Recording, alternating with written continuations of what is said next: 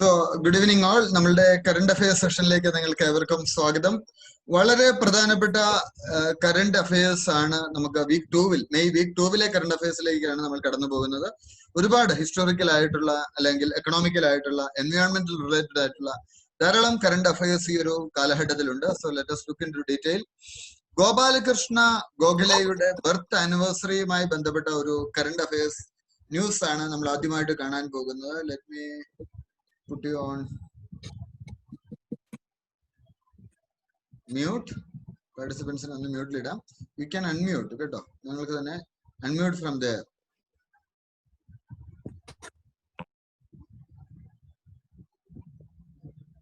Perfect. So the first thing that is about the birth centenary of Gopalakrishna Gokhale. Who is Gopalakrishna Gokhale? Aaranu Gopalakrishna Gokhale? Gopalakrishna Gokhalede ഏറ്റവും വലിയ പ്രത്യേകത, he is the political guru of Mahatma Gandhi as well as Muhammad Ali Jinnah. പാകിസ്ഥാന്റെ രാഷ്ട്രപിതാവായ മുഹമ്മദ് അലി ജിന്നയുടെയും ഇന്ത്യയുടെ രാഷ്ട്രപിതാവായ മഹാത്മാഗാന്ധിയുടെയും political ഗുരു, രാഷ്ട്രീയ ഗുരു ആണ് ഗോപാലകൃഷ്ണ ഗോഖലെ. ഇന്ത്യയുടെ ചരിത്രത്തിലേക്ക് നമ്മൾ നോക്കുമ്പോൾ ഇന്ത്യൻ ചരിത്രവുമായി ബന്ധപ്പെട്ട് ഏറ്റവും അധികം ആദരിക്കപ്പെടുന്ന, ഒരുപക്ഷെ ഏറ്റവും അധികം കോൺട്രിബ്യൂഷൻസ് നൽകിയിട്ടുള്ള ഒരു സോഷ്യൽ റീഫോമർ കൂടിയാണ് അദ്ദേഹം. അദ്ദേഹം ഒരു ഗാന്ധിയുടെ പൊളിറ്റിക്കൽ മെന്റർ എന്നുള്ള രീതിയിലും വളരെ പ്രാധാന്യം അർഹിക്കുന്ന ഒരു പേഴ്സണാലിറ്റിയാണ്. അദ്ദേഹത്തിന്റെ കോൺട്രിബ്യൂഷൻസിലേക്ക് വരുമ്പോൾ Gokhale campaign for Indian self rule, ഇന്ത്യക്ക് ഒരു സ്വയം ഭരണം എന്നുള്ള ആശയം മുൻപോട്ടേക്ക് വെക്കുന്നുണ്ട്. ധാരാളം സാമൂഹിക മാറ്റത്തിനായിട്ടുള്ള സോഷ്യൽ റീഫോം മൂവ്മെന്റ്സിലും അദ്ദേഹം പ്രവർത്തിച്ചു. മാത്രമല്ല, നമ്മൾ മോഡേൺ ഇന്ത്യൻ ഹിസ്റ്ററിയുടെ ക്ലാസ് നമ്മൾ 2 ദിവസത്തിനുള്ളിൽ സ്റ്റാർട്ട് ചെയ്യും. അവിടെ നമ്മൾ നോക്കുമ്പോൾ മോഡറേറ്റ്, എക്സ്ട്രീമിസ്റ്റ് എന്നിങ്ങനെയുള്ള 2 ഫാക്ഷൻസ് നമുക്ക് ഇന്റർനാഷണൽ കോൺഗ്രസിൽ കാണാൻ പറ്റും. മിതവാദികളും തീവ്രവാദികളും. മോഡറേറ്റ്സ് എന്താണ് പറഞ്ഞത്? മോഡറേറ്റ്സ് മുൻപോട്ടേക്ക് വെച്ച ആശയം എന്ന് പറയുന്നത്, നമ്മൾ ജനാധിപത്യമായ മെത്തേഡിലൂടെ സ്വാതന്ത്ര്യം നേടണം. എന്നാൽ എക്സ്ട്രീമിസ്റ്റ് അങ്ങനെയല്ല. അവർ പലപ്പോഴും മോഡറേറ്റ്സുകള് സമാധാനപരമായ പ്രക്ഷോഭങ്ങളെ കുറിച്ച് പറഞ്ഞപ്പോൾ എക്സ്ട്രീമിസ്റ്റുകൾ പറഞ്ഞത് സമാധാനപരമായ പ്രക്ഷോഭങ്ങൾ കൊണ്ട് കാര്യമില്ല എന്നൊക്കെയാണ്. അപ്പോൾ കോൺഗ്രസിലെ തന്നെ മിതവാദികളുടെ നേതാവായിരുന്നു ഗോപാലകൃഷ്ണ ഗോഖലെ. അദ്ദേഹത്തിന്റെ കോൺട്രിബ്യൂഷൻസിലേക്ക് പോവുകയാണ്. He was a member of Imperial Legislative Council and he contributed articles to the English weekly Maratha. So he was in charge of that English weekly Maratha.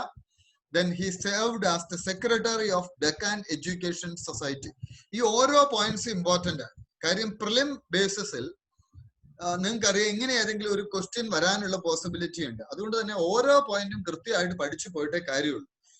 Gopalakrishna Gokhale എന്നുള്ള വ്യക്തിയെ കുറിച്ച് പറയുമ്പോൾ അദ്ദേഹം ഏതൊക്കെ മൂവ്മെന്റ്സുമായിട്ട്, ഏതൊക്കെ കാര്യങ്ങളുമായിട്ട് കണക്റ്റഡ് ആയിരുന്നു എന്നുള്ളത് നിങ്ങൾ തീർച്ചയായിട്ടും നോക്കണം. So he was the secretary of the Deccan education society. Then Bombay provincial കോൺഫറൻസിൽ അദ്ദേഹം അതിന്റെ ഇൻചാർജ് ആയിരുന്നു. സെനറ്റിലേക്ക്, ബോംബെ യൂണിവേഴ്സിറ്റിയുടെ സെനറ്റിലും അദ്ദേഹം മെമ്പർ ആയിരുന്നു. അത് ഒരു പരിധിവരെ അത്ര പ്രാധാന്യമുള്ളതല്ല എന്ന് നമുക്ക് തോന്നും. പക്ഷേ ചിലപ്പോൾ group option A, B, C എന്നൊക്കെ പറഞ്ഞ് UPSC ചോദ്യമിടുമ്പോൾ ഇങ്ങനെയുള്ള കാര്യങ്ങൾ കൂടി വരാനുള്ള പോസിബിലിറ്റി ഉണ്ട്. So you need A 360-degree angle understanding about this person, especially when you learn history. ചരിത്രം പഠിക്കുമ്പോൾ നിങ്ങൾ ശ്രദ്ധിക്കേണ്ട കാര്യങ്ങൾ, ചരിത്രം വളരെ സമാധാനപരമായിട്ട് പഠിക്കുക. ഇപ്പൊ നമ്മുടെ ഹിസ്റ്ററി ബുക്കാണ് എന്റെ കയ്യിൽ ഇരിക്കുന്നത്. നമ്മുടെ ഹിസ്റ്ററി ബുക്ക് തീർന്നിട്ടുണ്ട്. ഹിസ്റ്ററി ബുക്ക് ഞാൻ എഴുതുന്ന modern India, medieval India, ancient India, 3 പുസ്തകങ്ങൾ ഇപ്പോൾ ഇമ്മീഡിയറ്റ് ആയിട്ട് മാർക്കറ്റിൽ വരും. സോ ഹിസ്റ്ററി പഠിക്കുമ്പോൾ നിങ്ങൾ ശ്രദ്ധിക്കേണ്ട കാര്യം എന്ന് പറയുന്നത് ഒരു 360-degree ആംഗിൾ, ഇത് എവിടെയൊക്കെ എങ്ങനെയൊക്കെ വരുന്നു എന്നുള്ളത് മനസ്സിലാക്കി പഠിക്കുക. Then he visited Ireland and arranged for Irish nationalist Alfred Webb to serve as the president of the International Congress in 1894. അപ്പോൾ അയർലൻഡുകാരനായിട്ടുള്ള ആൽഫ്രഡ് വെബ്, നമുക്കറിയാം AOHUമാണ് ഇന്റർനാഷണൽ കോൺഗ്രസ് സ്ഥാപിക്കുന്നത്. കോൺഗ്രസിന് വിദേശീയരായിട്ടുള്ള ധാരാളം പ്രസിഡന്റുമാരുണ്ടായിരുന്നു. ഒരു മലയാളി കോൺഗ്രസിന്റെ പ്രസിഡന്റ് ആയിട്ടുണ്ട്, അറിയാമോ? മലയാളി ഇന്ന് സോണിയാഗാന്ധി.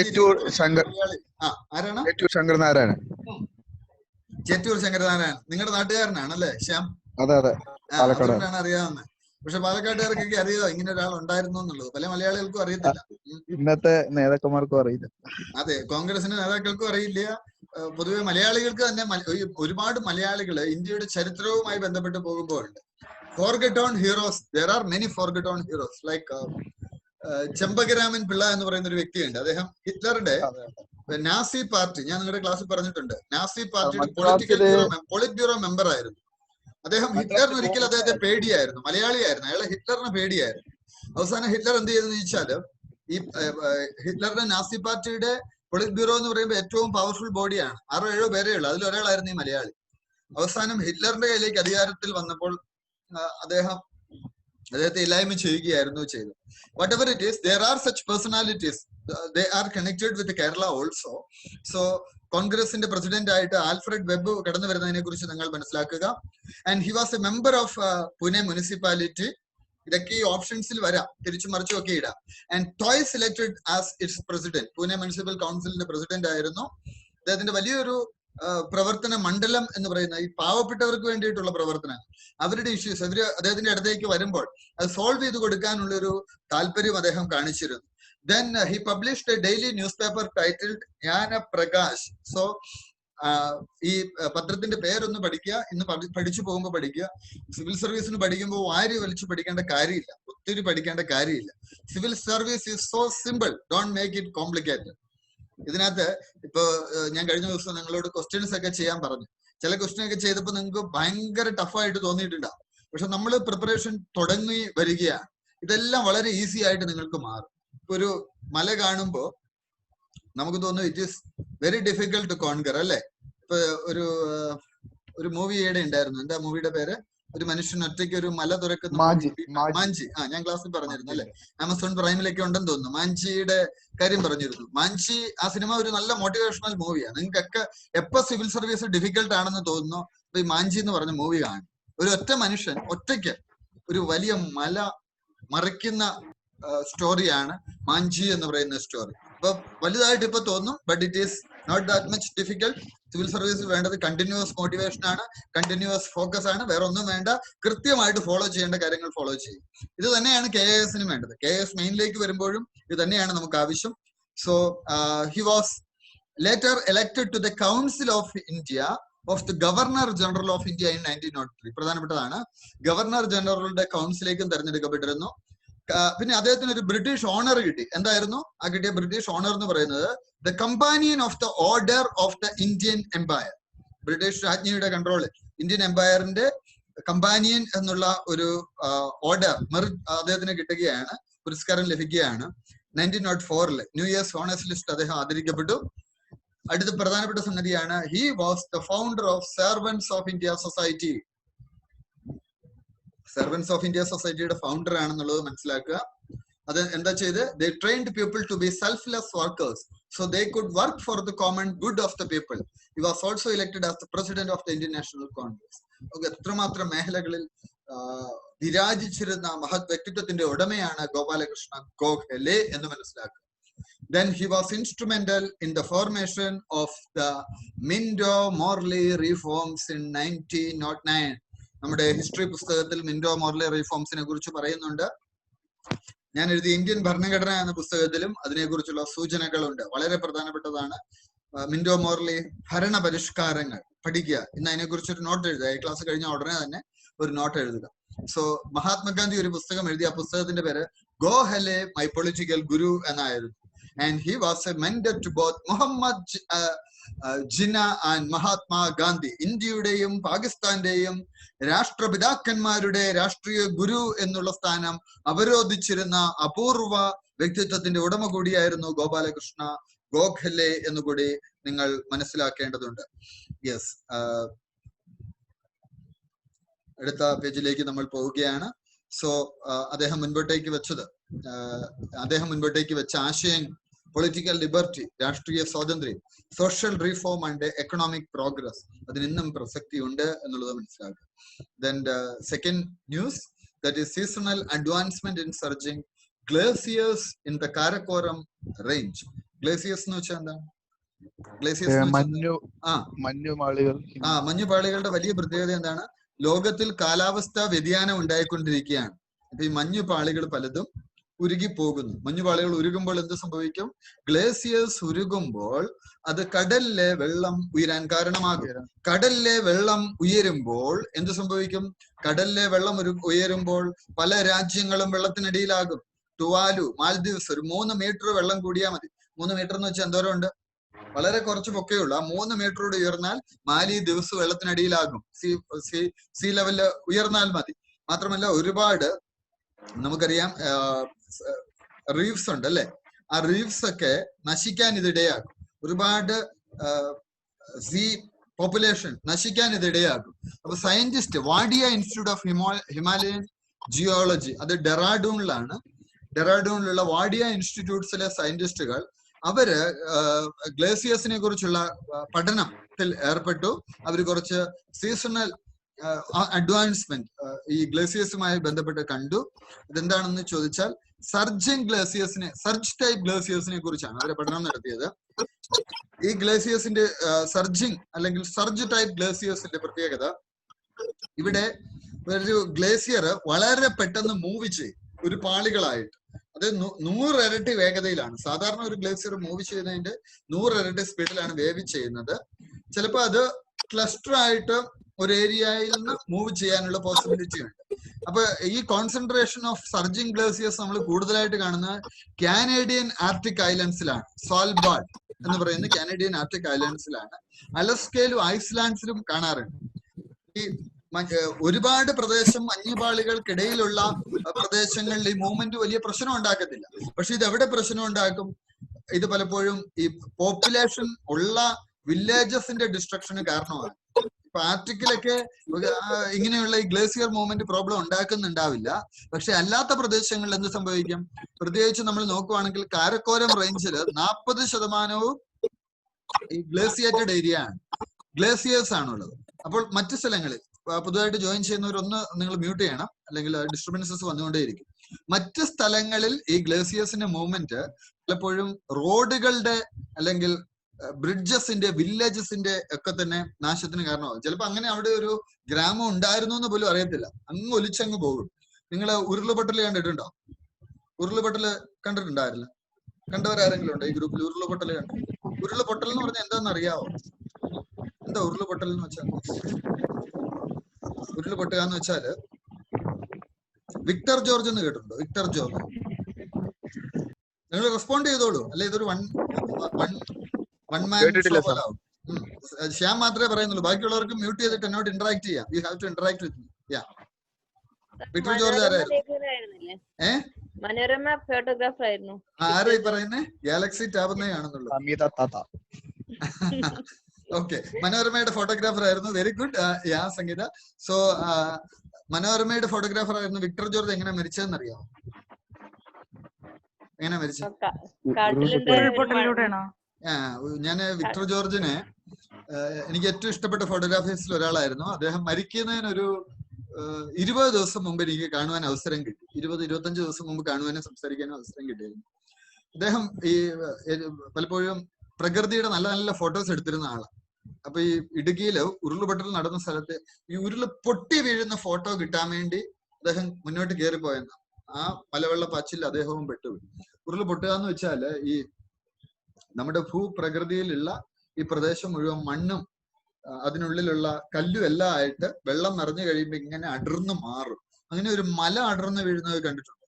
ഇടുക്കി ജില്ലയില് ഉപ്പുതോട് എന്ന് പറഞ്ഞൊരു സ്ഥലമുണ്ട്. കഴിഞ്ഞ വർഷത്തെ പ്രളയത്തിൽ നിങ്ങൾ യൂട്യൂബിൽ നോക്കിയാൽ കാണാം, അവിടെ ഒരു മല, ആ മല അതേപടി ഒരു മല ഇങ്ങനെ അടർന്ന് ഒഴുകി മാറുന്നത് നിങ്ങൾക്ക് കാണാൻ സാധിക്കും. യൂട്യൂബിൽ അതിന്റെ വീഡിയോ ഒക്കെ ഉണ്ട്. അപ്പൊ ഈ ഗ്ലേസിയൽ മൂവ്മെന്റ് മലപ്പുറത്ത് ഉണ്ടായിട്ടുണ്ട്. ഒരു വില്ലേജ് തന്നെ പോയി അല്ലെ? അപ്പൊ ഈ ഗ്ലേസിയൽ മൂവ്മെന്റിന്റെ വലിയൊരു പ്രോബ്ലം എന്ന് പറയുന്നത് ഇതാണ്, വലിയ ഡിസ്ട്രക്ഷൻ ഉണ്ടാക്കും. അതുകൊണ്ട് തന്നെ സയന്റിഫിക്കലി ഇവയുടെ മൂവ്മെന്റ്സ് മോണിറ്റർ ചെയ്യുക പ്രധാനമാണ്. അപ്പോൾ അതിനുള്ള റിസർച്ചാണ് ആര് നടത്തുന്നത്? Wadia institute of Himalayan geology. ഇൻസ്റ്റിറ്റ്യൂട്ടിന്റെ പേര് മനസ്സിലാക്കിയത് എവിടെയാണ് എന്നുള്ളത് മനസ്സിലാക്കും. ഇനി GS2 നിന്നുള്ള ഒരു വാർത്തയാണ് കാണാൻ പോകുന്നത്. That is സ്ട്രിഞ്ചൻസി index. ഞാനിത് പരമാവധി വലുതാക്കാൻ ശ്രമിക്കാം. സ്ട്രിഞ്ചൻസി ഇൻഡെക്സ് എന്ന് വെച്ചാൽ ഇത് ഓക്സ്ഫോർഡ് യൂണിവേഴ്സിറ്റി ക്രിയേറ്റ് ചെയ്ത ഒരു ഇൻഡെക്സ് ആണ്. ഇൻഡെക്സ് എന്ന് വെച്ചാൽ എന്താണ്? ഒരു ബെഞ്ച് മാർക്കാണ്.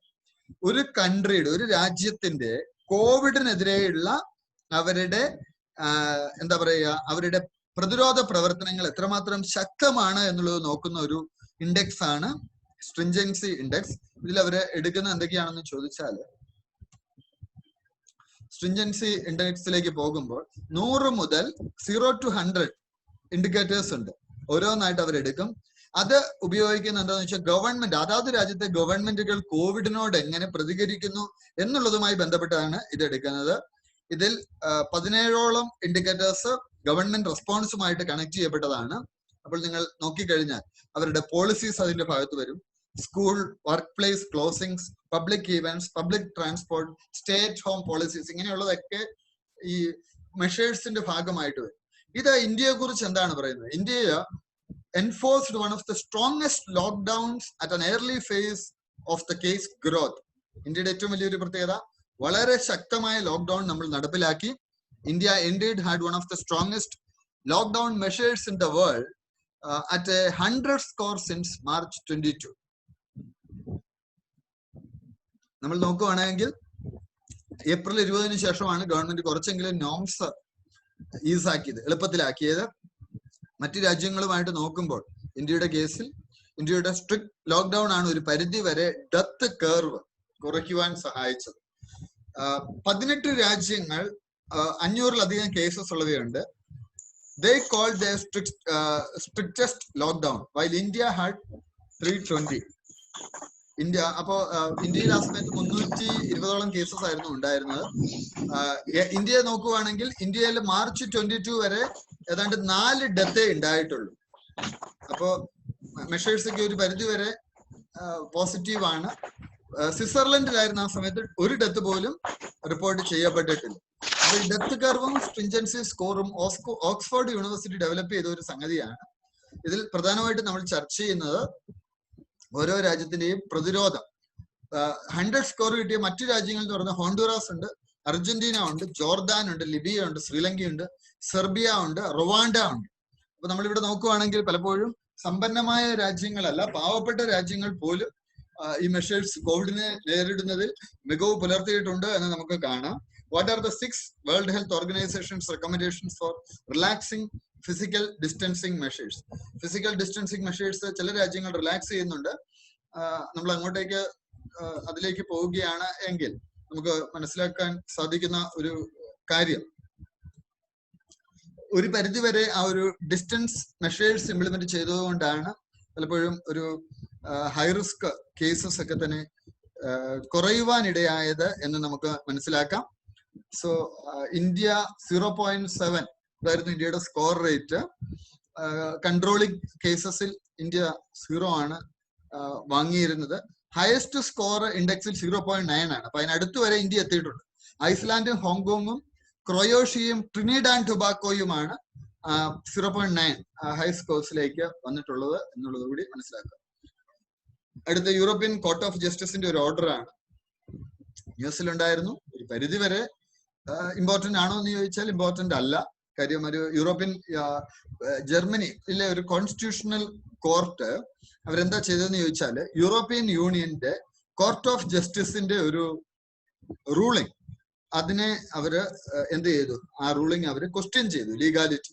ഇതുണ്ടാകുന്ന ഒരു വലിയ പ്രശ്നം. ഇങ്ങനെ നമ്മളൊരു സെറ്റപ്പ് ഉണ്ടാക്കുകയാണ്, യൂറോപ്യൻ യൂണിയൻ അല്ലെങ്കിൽ ഏഷ്യൻ യൂണിയൻ ഇങ്ങനെ ഒരു സെറ്റപ്പ് ഉണ്ടാക്കുമ്പോൾ അതിനൊരു ആപെക്സ് കോർട്ട് ഓഫ് ജസ്റ്റിസ് ഉണ്ടാവും. ആ യൂറോപ്യൻ കോർട്ട് ഓഫ് ജസ്റ്റിസിന്റെ വിധി തെറ്റാണ്, അത് ലീഗലി ബൈൻഡിങ് അല്ല എന്ന് അതിലെ ഒരു രാജ്യം പറയുമ്പോൾ പലപ്പോഴും ഇത്തരത്തിലുള്ള ഒരു മൂവ്മെന്റ് മുൻപോട്ടേക്ക് കൊണ്ടുപോകുവാനുള്ള ഒരു ബുദ്ധിമുട്ടുണ്ടാവും. ഇത് യൂറോപ്യൻ സെൻട്രൽ ബാങ്ക് ECB എന്നാണ് അറിയപ്പെടുന്നത്. അവരുടെ ബോണ്ട് ബൈയിങ് സ്കീമുമായിട്ട് ബന്ധപ്പെട്ടിട്ടുള്ള ഒരു കേസാണ്. ബോണ്ട് എന്ന് വെച്ചാൽ എന്താണ്? ഗവൺമെന്റിന് കാശില്ലാതെ വരുമ്പോൾ ഗവൺമെന്റ് കടപ്പത്രങ്ങൾ പുറപ്പെടുവിക്കും. എന്നിട്ട് പറയും ഒരു 8% പലിശ അല്ലെ 10% പലിശ തന്നോളാം, ഇത്ര നാൾ കഴിയുമ്പോൾ ഞങ്ങൾ തിരിച്ചു വാങ്ങിച്ചോളാം. അതിനെയാണ് ബോണ്ട് എന്ന് പറയുന്നത്. മലയാളത്തിൽ കടപ്പത്രങ്ങൾ എന്ന് പറയും. അപ്പോൾ അതുമായി ബന്ധപ്പെട്ട ഒരു കേസാണ് ഇവിടെ നമ്മൾ കാണുന്നത്. ഇപ്പോഴത്തെ ഒരു ഇഷ്യൂ എന്ന് വെച്ചാൽ എന്താണ്? ഇപ്പോഴത്തെ ആ ഒരു യൂറോപ്യൻ യൂണിയന്റെ ജുഡീഷ്യറി അതോറിറ്റി ഒരു മെമ്പർ സ്റ്റേറ്റിലെ കോർട്ട് ക്വസ്റ്റ്യൻ ചെയ്തു എന്നുള്ളതാണ് ഇപ്പോഴത്തെ ഒരു പ്രധാനപ്പെട്ട ഒരു ഇഷ്യൂ. സോ അത്ര പ്രാധാന്യമുള്ള കേസാണെന്ന് നമുക്ക് പറയാൻ പറ്റത്തില്ല. എങ്കിലും കറണ്ട് അഫയേഴ്സിന്റെ പാർട്ടായി വന്നുകൊണ്ട് ഞാനൊന്ന് സംസാരിച്ചു എന്നേ ഉള്ളൂ. യെസ്, അടുത്ത ഏഷ്യ ഇൻഫ്രാസ്ട്രക്ചർ ഇൻവെസ്റ്റ്മെന്റ് ബാങ്ക് പ്രധാനപ്പെട്ട ടോപ്പിക് ആണ്. ഇതിന്റെ ഒരു പ്രത്യേകത, Asia infrastructure investment bank 500 million രൂപയുടെ covid emergency response health systems preparedness project ഇന്ത്യക്ക് വേണ്ടിയിട്ട് അപ്രൂവ് ചെയ്തു. നമുക്കറിയാം പലപ്പോഴും ഡെവലപ്മെന്റൽ പ്രൊജക്ട്സ് ആണ് ഇത്തരത്തിലുള്ള ഇന്റർനാഷണൽ ഓർഗനൈസേഷൻസ് മുൻപോട്ടേക്ക് വെക്കുന്നത്. ഇതുകൊണ്ടുള്ള ഏറ്റവും വലിയൊരു പ്രത്യേകത എന്ന് വെച്ചാൽ എമർജൻസി സിറ്റുവേഷൻസിൽ നമുക്കൊരു ഗവൺമെന്റൽ സപ്പോർട്ട് നമുക്ക് ലഭിക്കുന്നതിന് ഇത് കാരണമാകും. അപ്പോ വലിയൊരു പ്രത്യേകത, ഇൻട്രസ്റ്റ് റേറ്റ് ഒക്കെ വളരെ കുറവാണ്. 4%, 3% ഇങ്ങനെയൊക്കെയുള്ള റേറ്റ്സിൽ ഫണ്ട് കിട്ടും. ഏഷ്യ ഇൻഫ്രാസ്ട്രക്ചർ ബാങ്ക് എന്ന് പറയുന്ന ഒരു മൾട്ടിലാറ്ററൽ ഡെവലപ്മെന്റ് ബാങ്ക് ആണ്. സോഷ്യൽ ആൻഡ് എക്കണോമിക് ഡെവലപ്മെന്റ് ആണ് ഉദ്ദേശിക്കുന്നത് ഏഷ്യയിൽ. അപ്പൊ അത്തരത്തിലുള്ള പ്രൊജക്ട്സ് ആണ് ഫണ്ട് ചെയ്യുന്നത്. അതിന്റെ ഹെഡ് ക്വാർട്ടേഴ്സ് ബെയ്ജിങ് ആണ്. അത് ആരംഭിച്ചത് ജനുവരി 2016 സസ്റ്റൈനബിൾ ഇൻഫ്രാസ്ട്രക്ചർ അല്ലെങ്കിൽ പ്രൊഡക്റ്റീവ് സെക്ടേഴ്സിലാണ് ഇൻവെസ്റ്റ്മെന്റ് പോകുന്നത്. ഇത് ഇൻഡയറക്റ്റ് ആയിട്ട് പറഞ്ഞ ആളുകളുടെ സാമൂഹിക വികസനത്തിന് കാരണമാകും. നല്ല റോഡ് വരുമ്പോൾ എന്താവും, ഓട്ടോമാറ്റിക്കലി ഇൻഡസ്ട്രീസ് അവിടോട്ട് വരും, അല്ലെ? അങ്ങനെ ഫെസിലിറ്റീസ് ഇംപ്രൂവ് ആവാനുള്ള പോസിബിലിറ്റി ഒക്കെ തന്നെയുണ്ട്. ഇതിന്റെ ബോർഡ് ഓഫ് ഗവർണേഴ്സില് ഒരു ഗവർണറും ഓൾട്ടർനേറ്റീവ് ഗവർണറും ഉണ്ട്. ഓരോ മെമ്പർ കൺട്രിക്കും അവർക്ക് ഗവർണേഴ്സിനെ അപ്പോയിന്റ് ചെയ്യാൻ പറ്റും. ബോർഡ് ഓഫ് ഡയറക്ടേഴ്സ് ഇതിന്റെ ഭാഗമാണ്. ഒരു അഡ്വൈസറി പാനലും ഏഷ്യൻ ഇൻഫ്രാസ്ട്രക്ചർ ഇൻവെസ്റ്റ്മെന്റ് ബാങ്കിലുണ്ട് എന്നുള്ളത് മനസ്സിലാക്കുക. ജനറൽ ഇന്റർനാഷണൽ ഇൻസ്റ്റിറ്റ്യൂഷൻസ് സിവിൽ സർവീസിലും KS-ലും പ്രാധാന്യം അർഹിക്കുന്ന ആയതുകൊണ്ട് ആ ഇൻസ്റ്റിറ്റ്യൂഷൻ എന്താണെന്ന് മാത്രം നമ്മളൊന്ന് മനസ്സിലാക്കിയാൽ.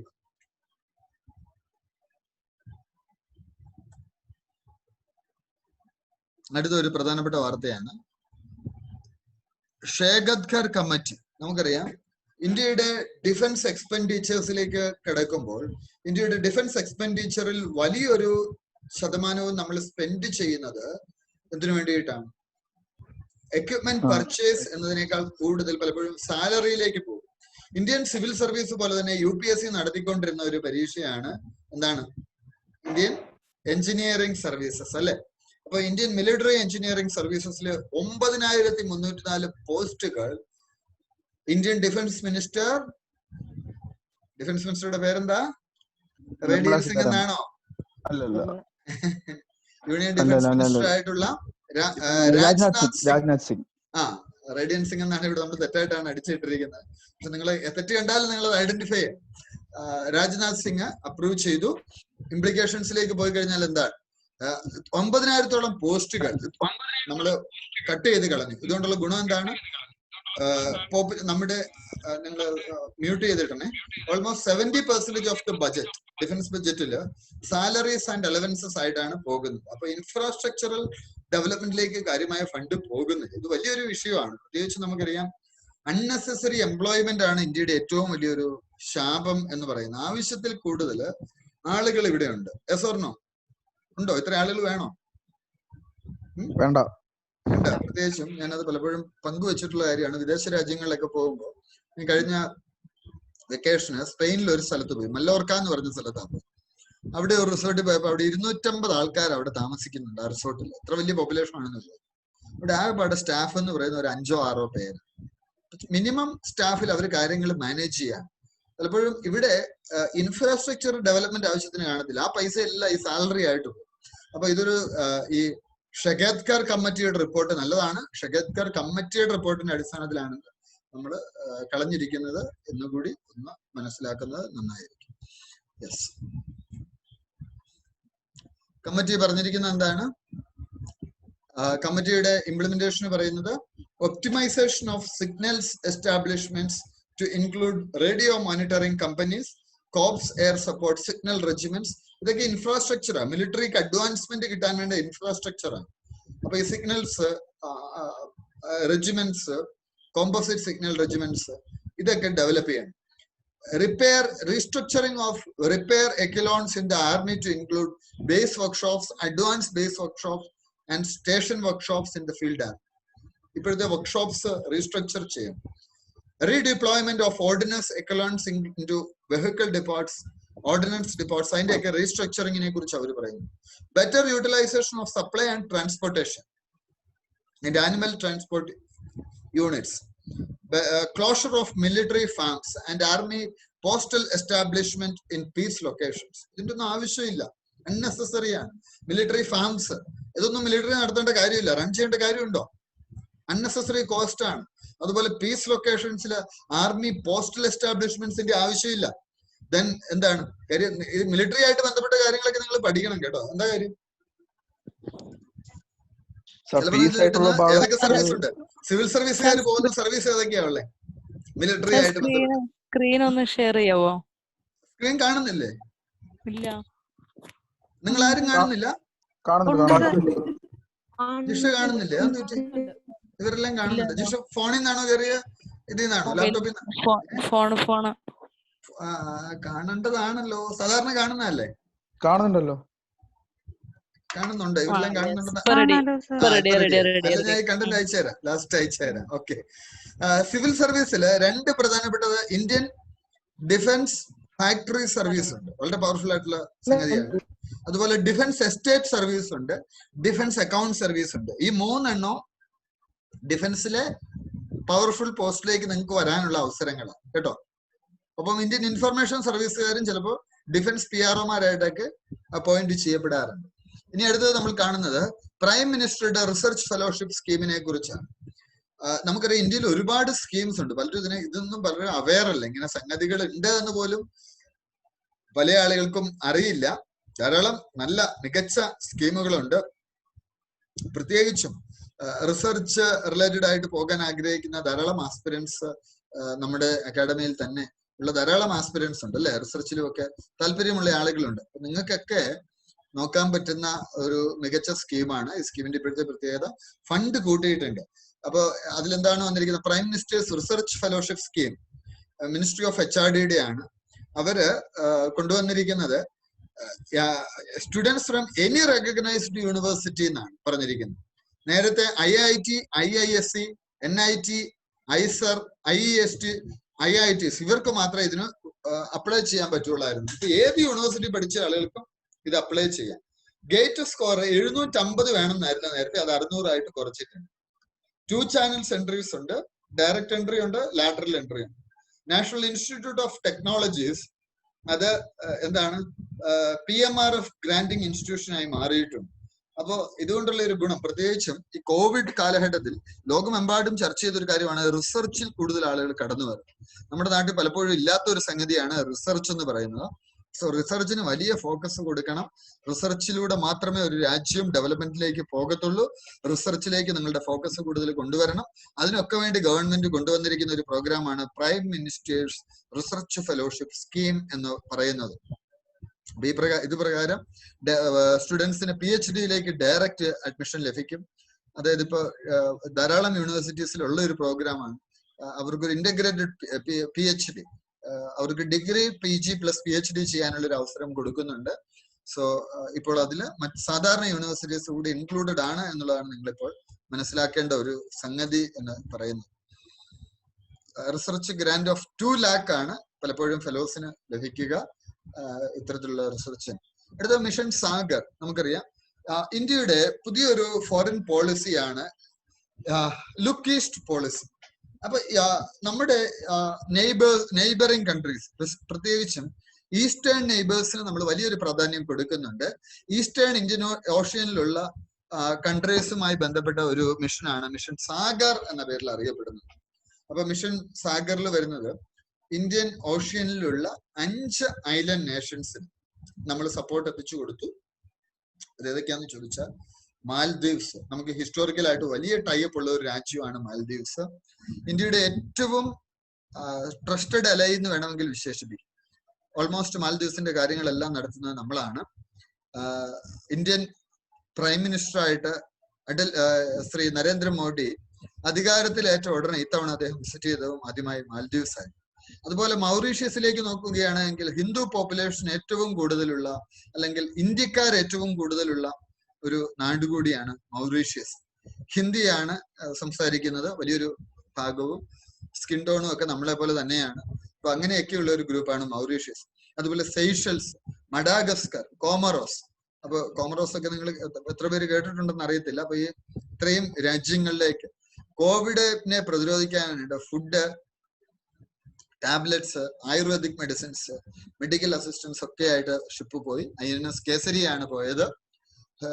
സോ അതിനെക്കുറിച്ചൊന്ന് മനസ്സിലാക്കുക. ഈ മിഷൻ സാഗർ ഇന്ത്യയുടെ first responder in the region. ഇന്ത്യയാണ് ഇവിടുത്തെ ഒരു വലിയ, ബാക്കിയെല്ലാം കുഞ്ഞു കുഞ്ഞു നേഷൻസ് ആണ്. അവരെ സപ്പോർട്ട് ചെയ്യാൻ വേണ്ടിയിട്ടാണ് നമ്മൾ ഇത് ചെയ്തതെന്ന് മനസ്സിലാക്കുക. എന്താണ് ഇതിന്റെ കാര്യം? നമ്മുടെ ഒരു വിഷൻ എന്ന് പറയുന്നത് security and growth for all in the region. അപ്പൊ അതാണ് നമ്മുടെ ഒരു വിഷൻ. ഇത് നിങ്ങൾ ഇന്ത്യയുടെ ഫോറിൻ പോളിസിയെ കുറിച്ച് പഠിക്കുമ്പോൾ നിങ്ങൾ മനസ്സിലാക്കണം. ഇന്ത്യ എപ്പോഴും ഒരു സ്റ്റെബിലിറ്റി ആഗ്രഹിക്കുന്ന ഒരു രാജ്യമാണ്. നിങ്ങൾ ഇന്ത്യയുടെ ചരിത്രാതീത കാലം മുതലുള്ള ഇന്ത്യയുടെ ഒരു ഫോറിൻ പോളിസി നോക്കുന്നു. ലോകമെമ്പാടുമുള്ള രാജ്യങ്ങളൊക്കെ മറ്റു രാജ്യങ്ങൾ കയ്യേറുകയും അധിനിവേശം നടത്തുകയും ചെയ്തിട്ടുണ്ട്. പക്ഷെ പലപ്പോഴും നിങ്ങൾ ഒരു 3000 വർഷത്തെ ഇന്ത്യയുടെ ചരിത്രം നോക്കുക. ഇന്ത്യ പലപ്പോഴും മറ്റു രാജ്യങ്ങളെ സ്ട്രെങ്തൻ ചെയ്യാനാണ് ശ്രമിച്ചിട്ടുള്ളത്. ആ രാജ്യങ്ങൾ കൊള്ളയടിക്കുക അല്ല ചെയ്തത്.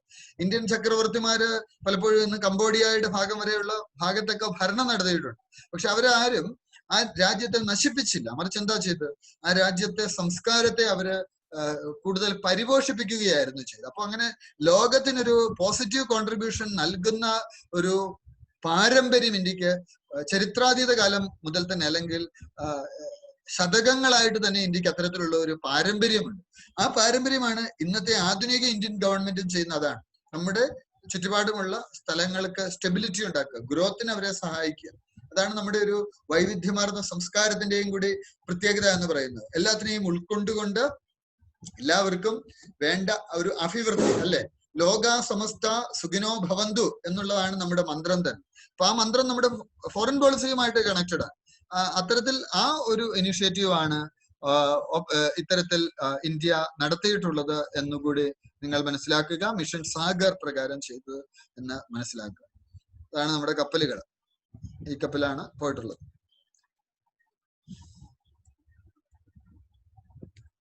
അടുത്ത ഇന്ത്യ ചൈന ബോർഡർ ഡിസ്പ്യൂട്ട്. ഇത് വലിയൊരു ഇഷ്യൂ ആണ്. ഒരു പക്ഷേ ചൈനയുടെ ഒരു ഇന്റർനാഷണൽ ലെവലിൽ അവരുടെ ഇമേജ് അടിഞ്ഞു പോയിരിക്കുകയാണ്. ഇന്ത്യയുമായിട്ടൊരു യുദ്ധത്തിന് ചൈനയ്ക്ക് നല്ല താല്പര്യമുണ്ട്. അനാവശ്യമായിട്ട് കഴിഞ്ഞ ദിവസം നിങ്ങൾ യൂട്യൂബിൽ നോക്കിയേ കാണാം, ഒരു ചൈനീസ് മേജറെ ഇന്ത്യൻ ലെഫ്റ്റനന്റ് അടിച്ച് താഴെ ഇടുന്ന ഒരു വീഡിയോ നിങ്ങൾ യൂട്യൂബിലൊക്കെ കണ്ടു. എന്താ സംഭവിച്ചത്? ചൈന ഇന്ത്യയുടെ പ്രദേശം കൈയേറി. ഞാൻ കഴിഞ്ഞ ദിവസം നമ്മുടെ ഗ്രൂപ്പിൽ ഇട്ടായിരുന്നു. ആ വാർത്ത ഗ്രൂപ്പിലിടുകയും ഞാൻ മിനിയാന്നത്തെ എഡിറ്റോറിയൽ അനാലിസിസിൽ ഞാനത് പറയാൻ ശ്രമിച്ചു. പക്ഷെ എനിക്ക് തോന്നുന്നു അതിനിടയിൽ കട്ടായി പോയെന്തോ, ഇഷ്യൂവിനെ കുറിച്ച് കട്ടായി പോയി. ചൈന അതിർത്തി കടന്നു, ഇന്ത്യയുടെ അതിർത്തി കടന്ന് പ്രശ്നങ്ങൾ ഉണ്ടാക്കി. എവിടേക്കാണ് നടന്നത്? ഒന്ന് നാക്കുല സെക്ടറിൽ. നാക്കുല സെക്ടറിന്റെ പ്രത്യേകത, ഇത് നാഗോങ് സോ എന്ന് പറയുന്ന ലഡാക്കിലെ ലേക്കിനടുത്തുള്ള ഒരു പ്രദേശം. നിങ്ങൾ ജോഗ്രഫി പഠിക്കുമ്പോൾ കറണ്ട് ജോഗ്രഫി പഠിക്കാനുള്ള ഒരു പ്രധാനപ്പെട്ട ഏരിയയാണ് ഇതൊക്കെ പ്രധാനപ്പെട്ട എവിടെയാണെന്ന് മനസ്സിലാക്കുക. അപ്പൊ ഇന്ത്യൻ ആർമി ഇതിനെക്കുറിച്ച് പിന്നീട് പ്രതികരിച്ചത് അത് temporary and short duration face offs എന്നാണ്. പക്ഷെ അങ്ങനെയല്ല. അത് local commanders mutually accepted protocols പ്രകാരം, ഫ്ലൈറ്റ് മീറ്റിംഗ്സ് ഒക്കെ പ്രകാരം അത് സോൾവ് ചെയ്തു എന്ന് പറഞ്ഞു. പക്ഷെ മലയാളി ആയിട്ടുള്ള ഒരു റിട്ടയേർഡ് ലഫ്റ്റനന്റ് ജനറൽ, അദ്ദേഹത്തിന്റെ ആർട്ടിക്കിൾ ഞാൻ നമ്മുടെ ഗ്രൂപ്പിൽ കഴിഞ്ഞ ദിവസം ഷെയർ ചെയ്തിരുന്നു. അദ്ദേഹം ഈ ഇഷ്യൂവിനെ കുറിച്ച് പറഞ്ഞത് എന്താണ്?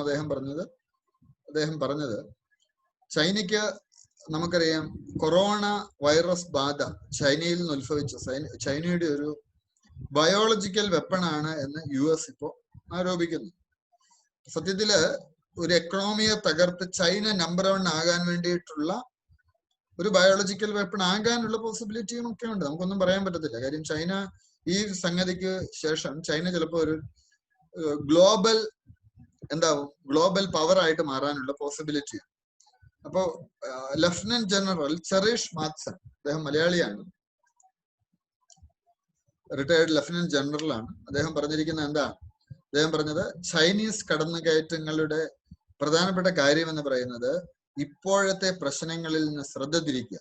കാര്യം ഇന്ത്യയും ചൈനയുമായിട്ടൊരു ഇഷ്യൂ വന്നാൽ ആളുകളുടെ ശ്രദ്ധ അതിലേക്ക് പോകും. ബാക്കി 3 എന്താണ്? US ചൈനയെ കൊടുക്കാൻ വേണ്ടി 3 നിയമങ്ങൾ കൊണ്ടുവന്നിരിക്കുകയാണ്. ഹോങ്കോങ്, ടിബറ്റ് എന്നിവിടങ്ങളിലെ മനുഷ്യാവകാശ പ്രശ്നങ്ങൾ US ഇപ്പൊ മുന്നോട്ട് വെച്ചിട്ടുണ്ട്. മാത്രമല്ല ചൈനയെ പ്രതിരോധത്തിൽ ആഴ്ത്താൻ വേണ്ടി നിയമങ്ങൾ കൊണ്ടുവരികയാണ്. ചൈനയുടെ അഖണ്ഡത നിയമത്തിനെതിരെ ചൈനയോട് പറഞ്ഞു, ടിബറ്റ് പീപ്പിൾസ് കോൺഗ്രസ് പാസ്സാക്കിയിട്ടുണ്ട്, ടിബറ്റ് ഞങ്ങളുടെ അവിഭാജ്യ ഘടകം. സത്യത്തിൽ ഇത്രത്തോളം ലോകത്തിൽ യാതന അനുഭവിക്കുന്ന, അനീതി അനുഭവിക്കുന്ന ഒരു സമൂഹം ലോകത്ത് വേറെ. ഞാൻ വർഷങ്ങളായിട്ട് പഠിക്കുന്ന ഒരു കേസാണ് ടിബറ്റിൻ്റെത്. ഞാൻ കോളേജിൽ പഠിച്ചിരുന്ന കാലഘട്ടത്തിൽ ടിബറ്റുകാരായിട്ടുള്ള ഒരു 6-7 സുഹൃത്തുക്കൾ എനിക്കുണ്ട്. ലോകത്തിലെ ഏറ്റവും സമ്പുഷ്ടമായ സന്തോഷം നിറഞ്ഞ ഒരു രാജ്യമായിരുന്നു ടിബറ്റ് എന്ന് പറയുന്നത്. ഒരു സുപ്രഭാതത്തിൽ അവർക്ക് ആർമിയില്ല, സ്വന്തമായിട്ട് ആർമിയില്ല. ചൈന അതിലേക്ക് അധിനിവേശം നടത്തുകയായിരുന്നു. വെറുതെ ആ രാജ്യം കീഴടക്കി. എന്നിട്ട് പറഞ്ഞു ഞങ്ങളുടെ ഭാഗമാണ് എന്ന് പറഞ്ഞു. സത്യത്തിൽ ചൈന വലിയ മനുഷ്യാവകാശ ധ്വംസനമാണ് നടത്തിയത്. അന്ന് എന്ത് സംഭവിച്ചു? അന്ന് 10-12 വയസ്സുള്ള ദലൈലാമ അദ്ദേഹം ഹിമാലയത്തിലൂടെ ഇന്ത്യയിൽ എത്തുകയും അന്നത്തെ പ്രൈം മിനിസ്റ്റർ ആയിരുന്ന ജവഹർലാൽ നെഹ്റു അദ്ദേഹത്തിന് അഭയം നൽകുകയും ചെയ്യുകയാണ്. അങ്ങനെ ഹിമാചൽ പ്രദേശിലെ ധരംശാലയിൽ അദ്ദേഹം പ്രവാസി ഗവൺമെന്റ് സ്ഥാപിച്ച്, പ്രവാസത്തിൽ ഇരുന്നുകൊണ്ട് ഒരു ഗവൺമെന്റ് സ്ഥാപിച്ച് അതിന്റെ ആത്മീയ ആചാര്യൻ, ടിബറ്റൻ ജനതയുടെ ആത്മീയ ആചാര്യൻ എന്നുള്ള പദവി കൂടി വഹിക്കുകയാണ്. അവിടെ ചൈന ഇപ്പൊ ചെയ്യുന്നത്, ഒരു ഡമ്മി ദലൈലാമയെ അവിടെ വാഴിച്ചിട്ടുണ്ട് അവരുടെ സപ്പോർട്ടിന്. ഇപ്പോൾ പറയുന്നത് ഞങ്ങളുടെ നാടാണ് എന്ന് പറയുകയാണ്. 2, ഹോങ്കോങ്ങിൽ ധാരാളം മനുഷ്യാവകാശ ലംഘനങ്ങൾ നടക്കുന്നു. അപ്പോൾ ഹോങ്കോങ്ങിലെയും ചൈനയിലെയും ഉദ്യോഗസ്ഥർക്കെതിരെ ഉപരോധം ഏർപ്പെടുത്താൻ വേണ്ടി ട്രംപ് തുനിയുന്നു. അതിനുള്ള നിയമം കൊണ്ടുവരുവാണ് അമേരിക്ക. ഇത് വന്നു കഴിയുമ്പോൾ ചൈനയുമായിട്ട് വ്യാപാരം നടക്കത്തില്ല. ഇത് വലിയൊരു ഓപ്പർച്യൂണിറ്റിയാണ്. നിങ്ങൾ കണ്ടോളൂ, അടുത്ത ഒരു 5 വർഷത്തിനുള്ളിൽ ഇന്ത്യ ലോകത്തിന്റെ ഒരു എക്കണോമിക് പവർ ഹൗസ് ആയിട്ട് മാറും. എങ്ങനെയാണ്? നമ്മൾ മാനുഫാക്ചറിങ് സെക്ടറിൽ ധാരാളം ഡെവലപ്മെന്റിലേക്ക് വരും, ധാരാളം കമ്പനികൾ ഇന്ത്യയിലോട്ട് വരും. US-ന്റെ പരിഗണനയിലുള്ള 3ാമത്തെ ബില്ല് എന്ന് പറയുന്നത് ഉഖ്യൂർ മനുഷ്യാവകാശ ബില്ലാണ്. നമുക്കറിയാം, ഷിൻജിയാങ് പ്രവിശ്യയിലെ ഉഖ്യൂർ മുസ്ലിംസ്, അവർ മുസ്ലിം കമ്മ്യൂണിറ്റി, ലോകത്തിൽ ഏറ്റവും അധികം അടിച്ചമർത്തപ്പെടുന്ന ഒരു വിഭാഗമാണ് ഈ പ്രദേശത്തെ മുസ്ലിം കമ്മ്യൂണിറ്റി. അപ്പോൾ അവിടുത്തെ മുസ്ലിം വിഭാഗത്തിനെതിരെ ചൈന നടത്തുന്ന അടിച്ചമർത്തലുകൾക്ക് എതിരെ അത് ഉയർത്തിക്കാട്ടി ചൈനയ്ക്കെതിരെ ഒരു ഉപരോധം കൊണ്ടുവരാനും US ശ്രമിക്കുന്നു. മാത്രമല്ല US-ന്റെ ഇപ്പോഴത്തെ ഏറ്റവും വലിയ അലൈ എന്ന് പറയുന്ന ആരാണ്? US-ന്റെ ഏറ്റവും വലിയ അലൈ എന്ന് പറയുന്നത് ഇക്കാര്യങ്ങളിലെല്ലാം ഇന്ത്യയാണ്. അപ്പോൾ ഇവരെന്താ ചെയ്യുന്നത്? അതുകൊണ്ട് തന്നെ ഇവർ ചെയ്യുന്നത് ഇന്ത്യക്കെതിരെ പ്രശ്നങ്ങൾ സൃഷ്ടിക്കാൻ, മനഃപൂർവ്വം പ്രശ്നങ്ങൾ സൃഷ്ടിക്കാൻ അവരുടെ ശ്രമം നടക്കുന്നുണ്ട്. അപ്പോൾ ഈ നാക്കൂല എവിടെ സ്ഥിതി ചെയ്യുന്നത്? നാക്കൂല ഈസ് എ പാസ്, ഒരു ചുരമാണ്. ഈ പാസുകളെ കുറിച്ചൊക്കെ ഇന്നൊന്ന് പഠിക്കുക കേട്ടോ. ഇന്ത്യ ചൈന ഒരു മിനിറ്റ്, അത് നാത്തൂല എന്നല്ലേ സാർ പാസിന്റെ പേര്? ഉച്ചാരണം പല ലാംഗ്വേജിൽ പല രീതിയിൽ വരും ഉച്ചാരണം. ഇപ്പോ സ്വാഭാവികമായിട്ടും നാക്കൂല സെക്ടറിലെ പാസിനെ കുറിച്ചാണ് നമ്മളിവിടെ പറയുന്നത്. അപ്പോൾ ഈ ചുരത്തിന്റെ പ്രത്യേകത എന്താണ്? സ്റ്റേറ്റ് ഓഫ് സിക്കിം, ലോക്കൽ ലാംഗ്വേജിലുള്ള ഉച്ചാരണത്തിന്റെ പ്രത്യേകത കൊണ്ടാണ് നമ്മൾ അങ്ങനെ എടുത്തിരിക്കുന്നത്. ഇറ്റ് ഈസ് ഈ ഒരു പ്രദേശത്തിന്റെ പ്രത്യേകത എന്താണ്? ഈ പാസ് 5000 മീറ്റർ ഉയരത്തിൽ നിൽക്കുകയാണ്. മാത്രമല്ല ടീസ്റ്റ, റിവേഴ്സ് ടീസ്റ്റയുടെ സോഴ്സ്, ഉത്ഭവം എന്ന് പറയുന്നത് ഇതിനടുത്തുള്ള മുഗുതാങ് ഓർ ചോലാമു എന്ന് പറയുന്ന സ്ഥലത്ത് നിന്നാണ്. ഇതെല്ലാം ജോഗ്രഫി ആയിട്ട് ബന്ധപ്പെട്ട. ഇപ്പൊ തന്നെ ക്ലാസ് കഴിഞ്ഞ ഉടനെ നിങ്ങൾ മാപ്പ് എടുത്ത് വെച്ചിട്ട് ഇതെല്ലാം ഐഡന്റിഫൈ ചെയ്യും, ഈ പ്രദേശങ്ങൾ ഐഡന്റിഫൈ ചെയ്തുകൊണ്ടിരിക്കണം. പാങ്കോങ് സോ ലേക്ക്, അതിന്റെ ഒരു പ്രത്യേകത എന്താണ്? ഇത് 135 കിലോമീറ്റർ നീളമുള്ള ഒരു ലേക്കാണ്. ഏതാണ്ട് ഇന്ത്യയിലും ചൈനയിലും കൂടെ ഒഴുകുന്നുണ്ട്. 4350 മീറ്റർ സ്ട്രെച്ച് ഉണ്ട്. ഏതാണ്ട് 1/3 വാട്ടർ ബോഡി ഇന്ത്യൻ കൺട്രോളിലാണ്, ബാക്കി ചൈനീസ് കൺട്രോളിലാണ്. അപ്പൊ നമുക്കറിയാം, ഇപ്പൊ റിവർ ടീസ്റ്റയുമായി ബന്ധപ്പെട്ടിട്ടൊക്കെ വാട്ടർ ഡിസ്പ്യൂട്ട് ഉണ്ട് അല്ലെ? കാര്യം ചൈന വെള്ളം മലിനമാക്കാൻ ശ്രമിക്കുന്നു, അല്ലെങ്കിൽ വെള്ളം വേണ്ടത്ര ഒഴുക്കി വിടുന്നില്ല, ഇങ്ങനെയുള്ള പ്രശ്നങ്ങളൊക്കെ ഉണ്ട്. ഇതൊരു സാൾട്ട് വാട്ടർ ലേക്ക് ആണ് എന്നുകൂടി മനസ്സിലാക്കുക. ഈ ലേക്ക് ഒരു പനാഗോങ് സോ ലേക്ക് എന്ന് പറയുന്നത് ഉപ്പ് നിറഞ്ഞ ലേക്കാണ് അല്ലെ? ഇപ്പൊ നിങ്ങൾ സർ, റീസെന്റ് ആയിട്ട് ബ്രഹ്മപുത്രയുടെ ആ ഭാഗത്തായിട്ട് അവരെന്തോ ഡാം പണിയണോന്നൊക്കെ പറഞ്ഞിട്ട് ചൈനക്കാര്. പിന്നെ മൗണ്ട് എവറസ്റ്റ് എന്തോ കീഴടക്കി അവരുടെ ഭാഗമാണ്. ഒരുപാടുണ്ട് ആ ഇഷ്യൂസ്. അതിലേക്കൊന്നും നമ്മളിപ്പോ പോകുന്നില്ല. നമ്മളിപ്പോ സമയം നമുക്കിന്ന് ഇപ്പൊ നമ്മളുടെ discussion purely on current affairs ആണ്. അപ്പൊ ഇന്ത്യ ചൈന ഡിസ്പ്യൂട്ട് നിങ്ങൾ IR പഠിക്കുമ്പോൾ ഡീറ്റെയിൽഡ് ആയിട്ട് പഠിക്കുക. ഇന്റർനാഷണൽ റിലേഷൻസ് പഠിക്കുമല്ലോ, India's relationship the world, foreign policy ഒക്കെ പഠിക്കുമ്പോൾ നമ്മൾ ആ ഡിസ്പ്യൂട്ട്സ് എല്ലാം ഡീറ്റെയിൽഡ് ആയിട്ട് ആ ക്ലാസ്സുകളിൽ കാണും. ഈ പറഞ്ഞ ഓരോ ഇഷ്യൂസും 1 to 1 ആയിട്ട് നമ്മൾ അവിടെ ഡീറ്റെയിൽഡ് ആയിട്ട് കാണും. അപ്പോൾ ഇപ്പോഴത്തെ ഒരു പ്രധാനപ്പെട്ട പ്രശ്നം എന്ന് പറയുന്നത് ഇതിൽ നിന്നൊക്കെ ശ്രദ്ധ തിരിക്കാൻ വേണ്ടി അവരുടെ ഒരു അപ്രോച്ചാണ്. ഒരു ഇന്ത്യയുടെ ടെറിട്ടറിയിലേക്ക് അവർ കയറി വന്നിട്ടുണ്ട്. ഇത് വലിയ ഒരു പ്രശ്നമാണ്. പലപ്പോഴും ചൈനയെ നമുക്ക് ഒരിക്കലും ഒരു വിശ്വസിക്കാൻ പറ്റത്തില്ല. അവർ ഈ പഞ്ചശീലം എന്നൊക്കെ പറഞ്ഞ് വലിയ തത്വമൊക്കെ നമ്മൾ, പഞ്ചശീല തത്വം മ്യൂച്വൽ റെസ്പെക്ടിന്റെ അടിസ്ഥാനത്തിൽ തുടങ്ങി വെച്ചതിന് ശേഷമാണ് അവർ ഇന്ത്യയിലോട്ട് കയറി അറ്റാക്ക് ചെയ്തത്. ഒരു ചതിയായിരുന്നു അത്, അല്ലെ? അപ്പോൾ ഏതാണ്ട് നമ്മുടെ ബൗണ്ടറി എന്ന് പറയുന്നത് 3500 കിലോമീറ്ററോളം ഉണ്ട്. 3488 കിലോമീറ്റർ ആണ് വരുന്നത്. ഈ ലൈൻ എന്താ അറിയപ്പെടുന്നത്, എന്ത് പേരിലാണ്? India China boundary, McMahon line. അതെ അതെ. ആ ബൗണ്ടറീസ് ലോകമെമ്പാടുമുള്ള ഫുൾ ബൗണ്ടറീസ് ഇന്ന് പഠിക്കുക കേട്ടോ. ഇന്നത്തെ അസൈൻമെന്റ് ആണ്. ഏതൊക്കെ രാജ്യങ്ങൾ, സൗത്ത് കൊറിയ, നോർത്ത് കൊറിയ, അങ്ങനെ പ്രധാനപ്പെട്ട രാജ്യങ്ങൾ, കാനഡ, അമേരിക്ക, ഇങ്ങനെയുള്ള ആ ബൗണ്ടറീസ് ഏതൊക്കെയാണെന്നുള്ളത് കൃത്യമായിട്ട് ഇന്നൊന്ന് പഠിക്കുക. ഒരു അസൈൻമെന്റ് ആയിട്ട് ചെയ്യും. നിങ്ങളുടെ കയ്യിൽ ഒരു മാപ്പ് വേണം, ഒരു അറ്റ്ലസ് വാങ്ങണം. ആ അറ്റ്ലസിൽ എന്താണ് നമ്മൾ ഈ ഫ്ലൂറസെന്റ് പെൻ കിട്ടുമല്ലോ, അത് വെച്ച് മാർക്ക് ചെയ്യുകയും വേണം. അപ്പോ സർ ഹെൻറി മക്മോഹൻ ആണ് ഈ ലൈന് ഉണ്ടാക്കിയത്. ബ്രിട്ടീഷ് ഗവൺമെന്റ് ഒരു കോൺഫറൻസ് 1913 നടത്തി. India boundary, India and Tibet ഇതുമെല്ലാം തന്നെ ഫോർമലൈസ് ചെയ്തു. ഒരു കൺവെൻഷൻ അതിന്റെ വിഭാഗത്തിൽ രൂപം കൊണ്ടു. പക്ഷെ ഇന്ത്യ ടിബറ്റൻ ബൗണ്ടറിയും ഇല്ലീഗൽ എന്നാണ് ചൈനീസ് ഗവൺമെന്റ് പറയുന്നത്. സത്യത്തിൽ ഏറ്റവും കൂടുതൽ അനീതി കാണിച്ചത് ചൈനക്കാരാണ്. ചൈന 57 എന്ത് സംഭവിച്ചു? അക്സായ് ചിൻ പ്രദേശം അവരെ പിടിച്ചെടുത്തു. എന്നിട്ട് എന്ത് ചെയ്തു? അവിടെ റോഡ് ഉണ്ടാക്കി. അതിനുശേഷം ഇന്ത്യയും ചൈനയുമായിട്ടുള്ള യുദ്ധത്തിലേക്ക് അത് വഴിതെളിച്ചു. ഈ പിടിച്ചെടുക്കലാണ് വഴി തെളിച്ചത്. അന്ന് ചൈന പിടിച്ചെടുത്ത വലിയൊരു പ്രദേശം ഇപ്പോഴും അവരുടെ കയ്യിൽ തന്നെയാണ്. ഇന്ന് നമ്മൾ മാപ്പിൽ കാണുന്ന പല പ്രദേശവും നമ്മുടെ കയ്യിൽ ഇല്ല എന്നുള്ളത് മനസ്സിലാക്കണം. എന്നിട്ട് എന്ത് സംഭവിച്ചു? Boundary which came into existence after the war came to be known as line of actual control, LAC എന്നറിയപ്പെടുന്ന അതാണ് മിലിറ്ററി ലൈൻ. ഇഷ്യൂസ് സോൾവ് ചെയ്യാൻ വേണ്ടി എന്തൊക്കെ ചർച്ചകൾ നടന്നു? ഈ രണ്ട് രാജ്യങ്ങളും തമ്മിൽ ഒരുപാട് ചർച്ചകൾ നടന്നിട്ടുണ്ട്.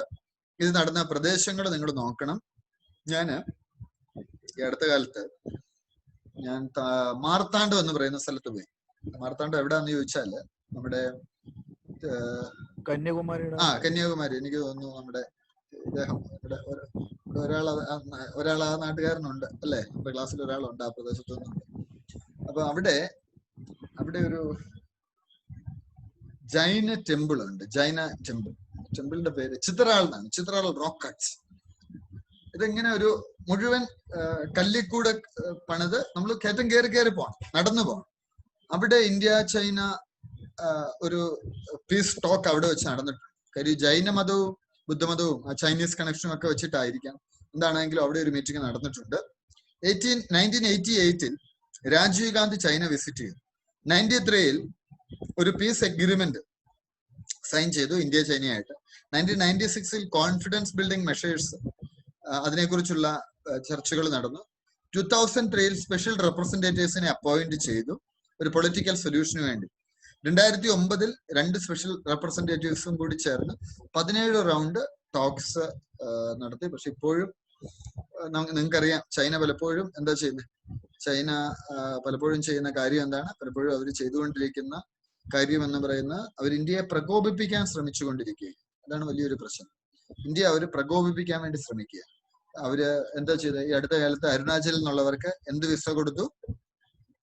സ്റ്റാപ്പിൾഡ് വിസ കൊടുത്തു. അരുണാചൽ അവരുടെ ഭാഗമാണ് എന്നൊക്കെ അവർ പറയുകയുണ്ട്. ഇനി അടുത്ത് ഇന്ത്യ നേപ്പാൾ ബോർഡർ ഡിസ്പ്യൂട്ടിലേക്ക് പോവുകയാണ്. ഇന്ത്യയും നേപ്പാളും സൗഹാർദ്ദപൂർണമായ രാജ്യങ്ങളാണ്. പക്ഷെ നമ്മൾ നോക്കിക്കഴിഞ്ഞാൽ എല്ലാ അയൽ രാജ്യങ്ങളുമായിട്ട് നമുക്ക് ബോർഡർ ഡിസ്പ്യൂട്ട് ഉണ്ട്, എക്സെപ്റ്റ് ഭൂട്ടാൻ അല്ലെ. മിക്കവാറും രാജ്യങ്ങളുമായിട്ടെല്ലാം തന്നെ ബോർഡർ ഡിസ്പ്യൂട്ട് ഉണ്ട്. ഇവിടേക്ക് നോക്കുകയാണെങ്കിൽ നമ്മളിപ്പോ ചെയ്യുന്ന എന്താണ്? ഒരു ന്യൂ ലിങ്ക് റോഡ് ഉണ്ടാക്കുകയാണ് ഇന്ത്യയിൽ നിന്ന് ചൈനയിലോട്ട്. ഇതെന്തിനു വേണ്ടിയിട്ടാണ്?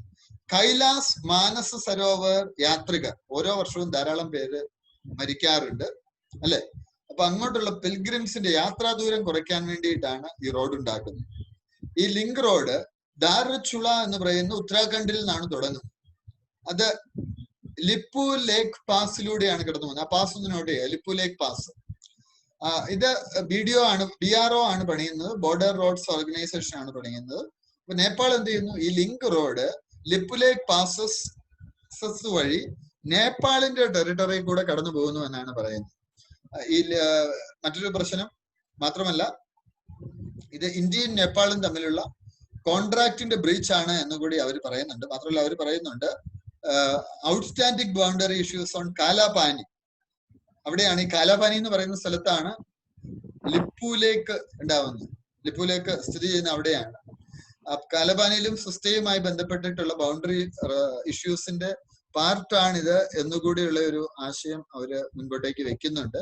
ഇന്ത്യ എന്ത് പറയുന്നു? ഇന്ത്യയുടെ റെസ്പോൺസ് ഇതാണ്. ഇന്ത്യ പറയുന്നു ഇതൊന്നും ഞങ്ങൾ അംഗീകരിക്കത്തില്ല. കാര്യം എന്താണ്? ഈ പ്രദേശം എന്ന് പറയുന്നത് ഉത്തരാഖണ്ഡിന്റെ അവിഭാജ്യ ഘടകമാണ്, അതുകൊണ്ട് തന്നെ ഇത് ഇന്ത്യയുടെ ഘടകമാണ് എന്നാണ് അവര് പറയുന്നത്. അപ്പോ ഈ ലിപ്പു ലേക്ക് എന്താണ്, ലിപ്പു ലേക്ക് പാസിന്റെ ഒരു പ്രത്യേകത മനസ്സിലാക്കുക.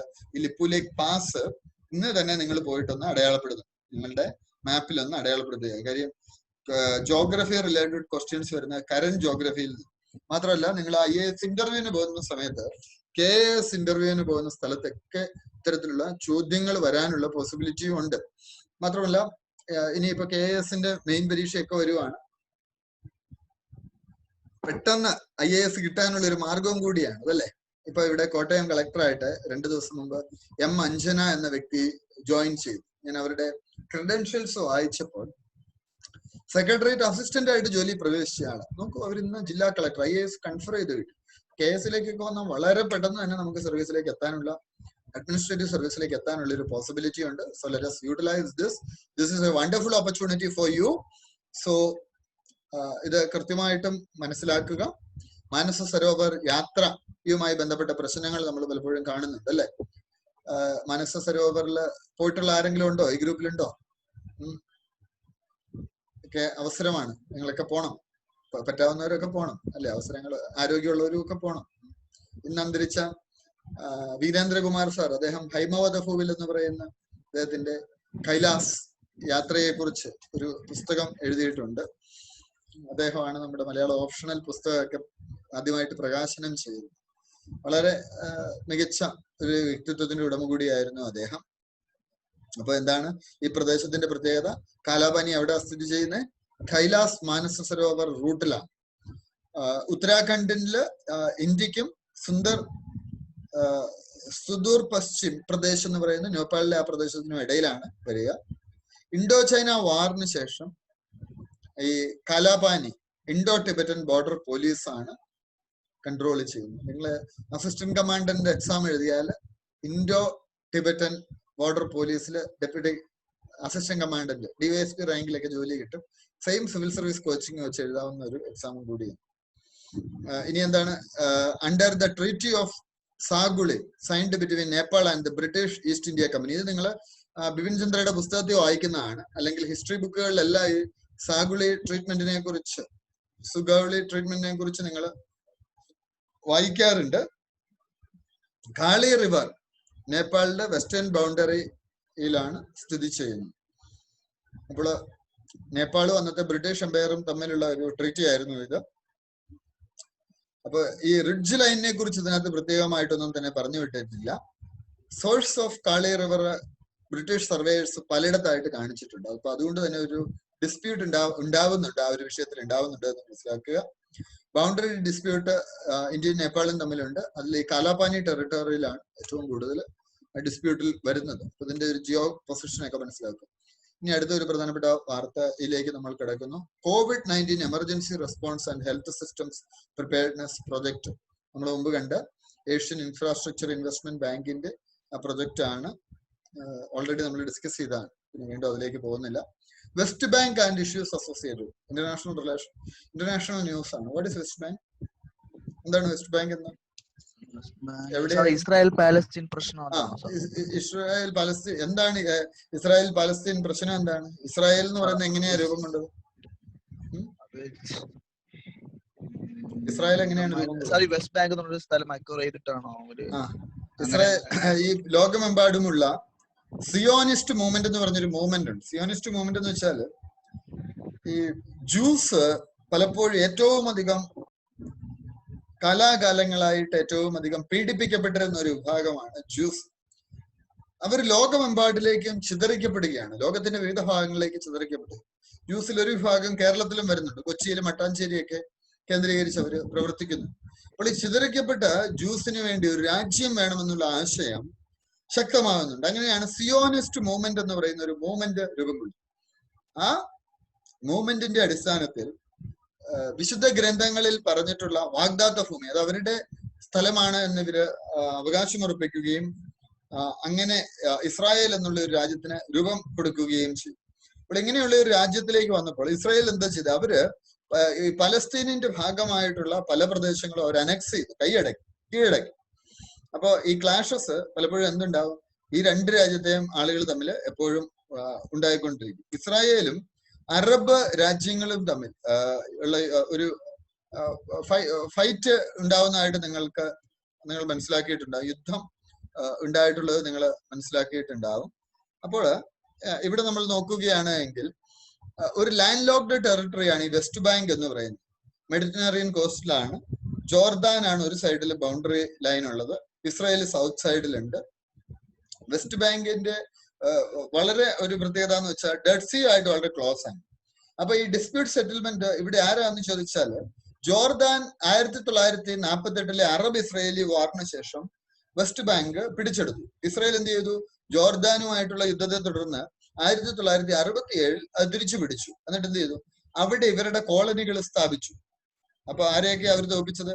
അവര് ഈജിപ്തിന്റെയും സിറിയയുടെയും ജോർദാന്റെയും സംയുക്ത സൈന്യത്തെ തോൽപ്പിച്ചു ഇസ്രായേൽ. എന്നിട്ട് എന്ത് സംഭവിച്ചു? 130 ഫോർമൽ സെറ്റിൽമെന്റ്സ് വെസ്റ്റ് ബാങ്കിൽ അവർ നടപ്പിലാക്കി. അപ്പൊ അവിടെ ഓൾറെഡി ചെറിയ ചെറിയ മറ്റ് സെറ്റിൽമെന്റ്സും അവർ കൊണ്ടുവന്നു, അല്ലെ? 20-25 ഇയേഴ്സ് കൊണ്ട് അവർ ഡെവലപ്പ് ചെയ്തു. അവിടെ ഇപ്പോ ഏതാണ്ട് 4 ലക്ഷത്തോളം ഇസ്രായേലി സെറ്റിൽമെന്റ്സ് ഉണ്ട്. അവര് സിയോണിസ്റ്റുകളാണ്. ബൈബിളില് ഒരു അവരുടെ ബർത്ത് റൈറ്റിനെ കുറിച്ച് പറയുന്നുണ്ട്, ഈ പ്രദേശത്തിന് മേലെയുള്ള ബർത്ത് റൈറ്റിനെ കുറിച്ച് പറയുന്നു. അപ്പൊ അവരവിടെ ജീവിക്കുന്നത് 26 ലക്ഷം പലസ്തീനിയൻസിനോടൊപ്പമാണ്. അപ്പോൾ ഇവര് തമ്മിൽ അങ്ങോട്ടും ഇങ്ങോട്ടുമുള്ള ഇസ്രായേലി ട്രൂപ്സും പലസ്തീനിയൻസും തമ്മിലുള്ള കല്ലേറും വെടിവെപ്പും ഒക്കെ നിരന്തരം നടക്കുന്നുണ്ട്. പലസ്തീനെ പല രാജ്യങ്ങളും ഔദ്യോഗിക രാജ്യമായിട്ട് അംഗീകരിച്ചിട്ടില്ല, പക്ഷെ ഇന്ത്യ അംഗീകരിച്ചിട്ടുണ്ട്. പലസ്തീനിയൻ പ്രീമിയർ ആയിരുന്ന യാസർ അറാഫത്തും ഇന്ത്യൻ പ്രീമിയർ ആയിരുന്ന ഇന്ദിരാഗാന്ധിയും ഒക്കെ അടുത്ത സൗഹൃദം ഉണ്ടായിരുന്നതാണ്. അതുകൊണ്ട് തന്നെ പലസ്തീനെ ആദ്യ കാലഘട്ടത്തിൽ അംഗീകരിച്ച രാജ്യങ്ങളിൽ ഒന്നായിരുന്നു. പക്ഷെ ഗവൺമെന്റുകൾ മാറി വരുന്നതിനനുസരിച്ച് പലസ്തീനോടുള്ള ഇന്ത്യയുടെ അപ്രോച്ചസ് മാറുന്നുണ്ട്. ഇപ്പോഴത്തെ ഗവൺമെന്റ് കൂടുതൽ നമ്മുടെ മോഡി ഗവൺമെന്റ് പ്രോ ഇസ്രായേലിയാണ്. അതുകൊണ്ട് തന്നെ കഴിഞ്ഞ ഇസ്രായേൽ ഇലക്ഷനിൽ മോഡിയുടെ പോസ്റ്ററുകളൊക്കെ അവരവിടെ പബ്ലിഷ് ചെയ്തിരുന്നു. അതിനുവേണ്ടി ഇപ്പോഴത്തെ ഇസ്രായേൽ പ്രീമിയറിന് ഇന്ത്യൻ പ്രീമിയറുമായിട്ടുള്ള ബന്ധത്തെ സൂചിപ്പിക്കാൻ വേണ്ടിയിട്ട്. വാട്ട് എവർ ഇറ്റ് ഈസ്, എന്ത് സംഭവിക്കുക? ഇസ്രായേൽ ഈ പ്രദേശത്തിന്റെ അധികാരം 1967 ഏറ്റെടുക്കുകയും ജൂയിഷ് പീപ്പിൾ ധാരാളമായിട്ട് അങ്ങോട്ട് പോവുകയും ചെയ്തു. അപ്പൊ പലസ്തീനിയൻസ് ഇതെന്താ ആയിട്ട് കണക്കിലാക്കുന്നത്? പലസ്തീനിയൻസ് കണക്കിലാക്കുന്നത് ഇത് ഇല്ലീഗലി ഓക്യുപ്പൈ ചെയ്ത. ഇന്നത്തെ പല പലസ്തീനിയൻ വീടുകളിലും ഇന്ന് ജ്യൂസ് ആണ് താമസിക്കുന്നത്. അവരുടെ വീടുകളിൽ ജ്യൂസ് ആണ് താമസിക്കുന്നത്. ഇതൊക്കെ ഇപ്പൊ എല്ലാ നാടുകളിലും എല്ലാ കാലഘട്ടങ്ങളിലും ഇത്തരത്തിലുള്ള അവസ്ഥ നമ്മൾ കാണാറുണ്ട്, എല്ലാ സമൂഹങ്ങളിലും കാണാറുണ്ട്.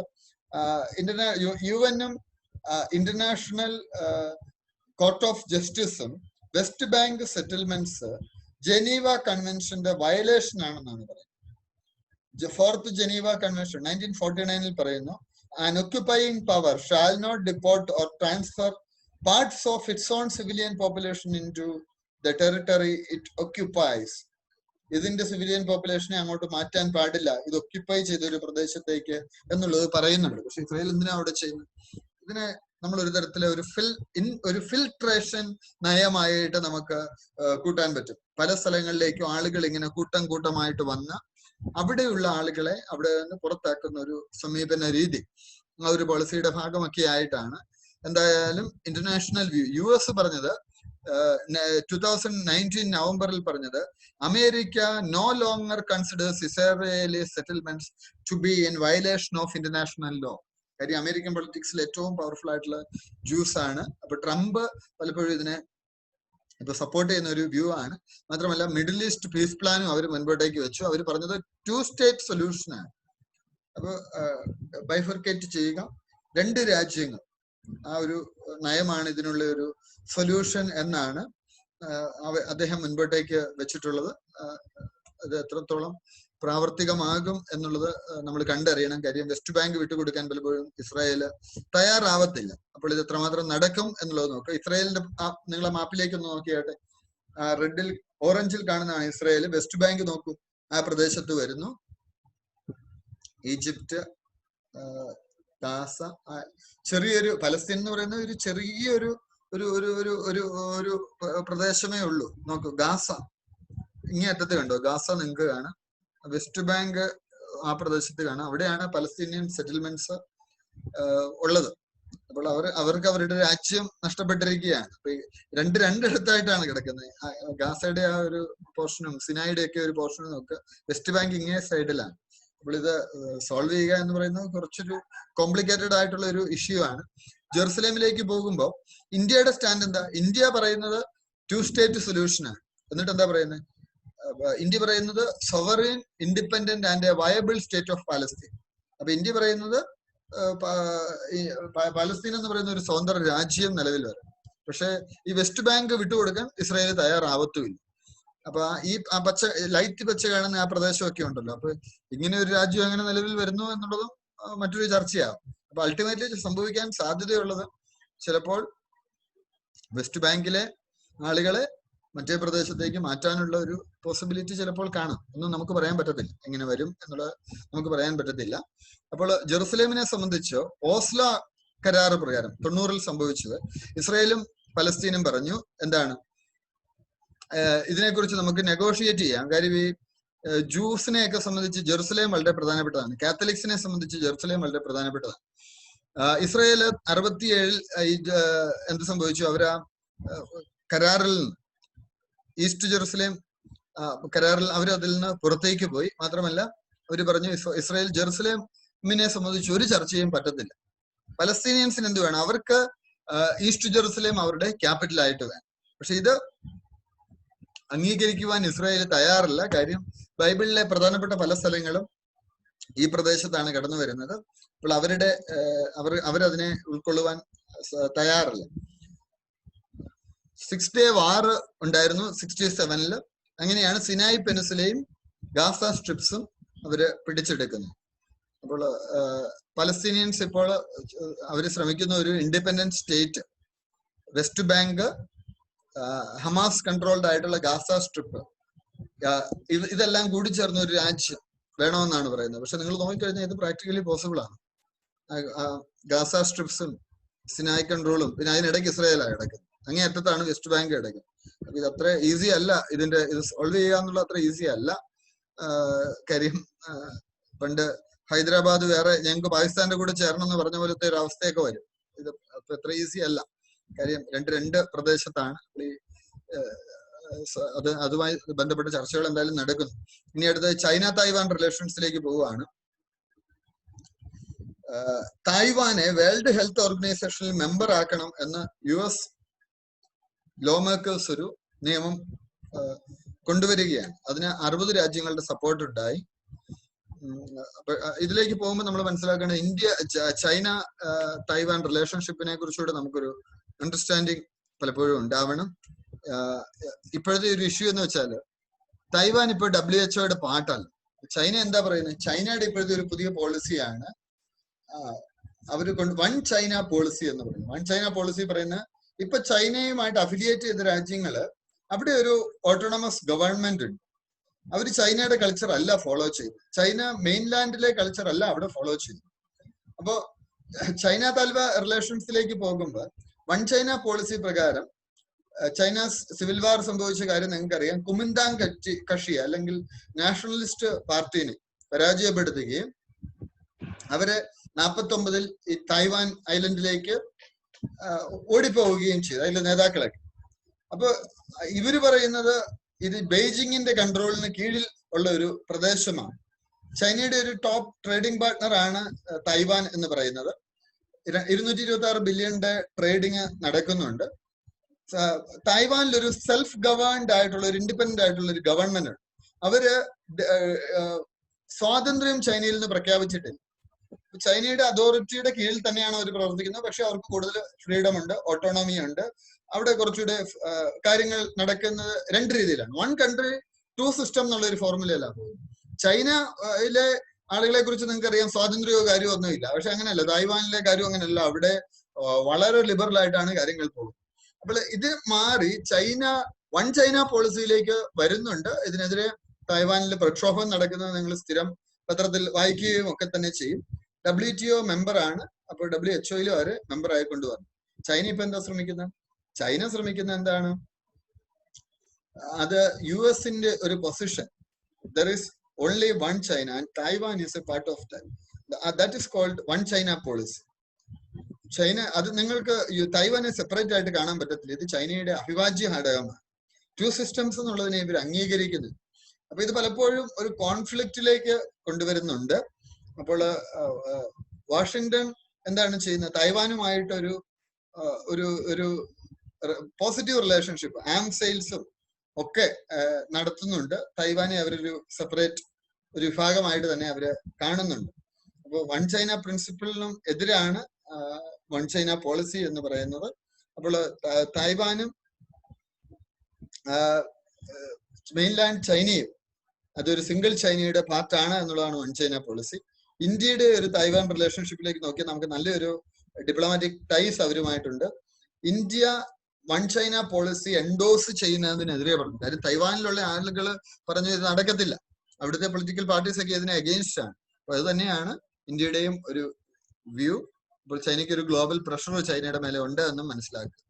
തായ്വാൻ കണ്ടോ, ആ പ്രദേശം കണ്ടോ? It is a separate island. Kuomintang കക്ഷിയിൽപ്പെട്ട നേതാക്കള് അവര് പരാജയപ്പെട്ടപ്പോൾ അവർ അങ്ങോട്ട് മൂവ് ചെയ്തതാണ്. ചൈനയിലുണ്ടായിരുന്ന ആളുകൾ തന്നെയായിരുന്നു അവിടെ ഭരണം നടത്തിയിരുന്നത് എന്ന് പറഞ്ഞ് വൺ ചൈന പോളിസി പ്രകാരം പോകുന്ന ഒരു കാര്യമാണ്. അതുപോലെ ഈ സൗത്ത് ചൈന സീയും വളരെ ഡിസ്പ്യൂട്ടഡ് ഏരിയ ആണ്. സൗത്ത് ചൈന സീയിലെ ഡിസ്പ്യൂട്ട്സിനെ കുറിച്ചുകൂടി ഞങ്ങളൊരു കുറച്ച് കണ്ടന്റ് ഒന്ന് തയ്യാറാക്കുക. ഒരു 2 മിനിറ്റ് 5 മിനിറ്റ് ബ്രേക്ക് എടുത്തുള്ളൂ. ബ്രേക്കിന് ശേഷം we will continue.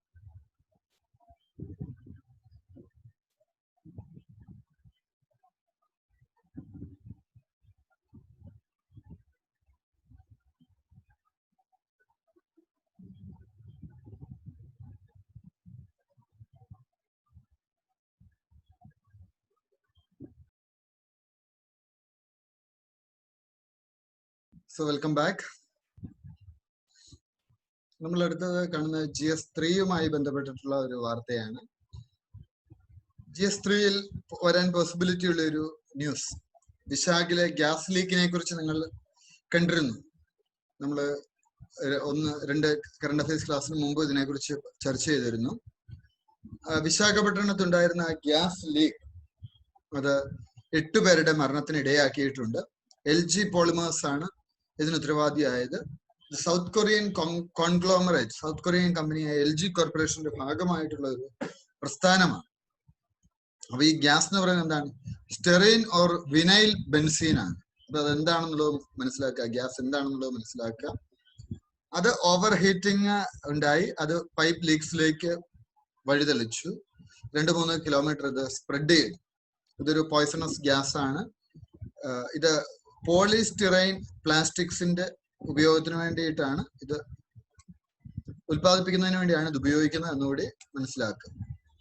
അപ്പൊ നമ്മൾ നോക്കുമ്പോൾ നമ്മുടെ ഭോപ്പാൽ ദുരന്തം മുതൽ നിരവധി ഗ്യാസ് ട്രാജഡീസിന് സാക്ഷ്യം വഹിച്ച ഒരു രാജ്യമാണ് ഇന്ത്യ. അപ്പൊ ഇവിടെ നോക്കുകയാണെങ്കിൽ ഇന്ത്യൻ പീനൽ കോഡ് ഒരു ക്രിമിനൽ ലയബിലിറ്റി ഇതുമായിട്ട് ബന്ധപ്പെട്ടിട്ട് ചില നിയമങ്ങൾ കൊണ്ടുവന്നിട്ടുണ്ട്. ഒന്ന് section 304 culpable homicide not amounting to murder. Section 304A deals with the death due to negligence and impose a maximum punishment of 2 years and a fine. ഇതായിരുന്നു Bhopal gas ട്രാജഡിയുടെ കാലഘട്ടത്തിൽ ഇന്ത്യയിൽ ഉണ്ടായിരുന്ന നിയമം. എന്ന് വെച്ചാൽ 2 വർഷത്തിൽ കൂടുതൽ ശിക്ഷ ലഭിക്കത്തില്ല. അതിനുശേഷം എന്ത് സംഭവിച്ചു?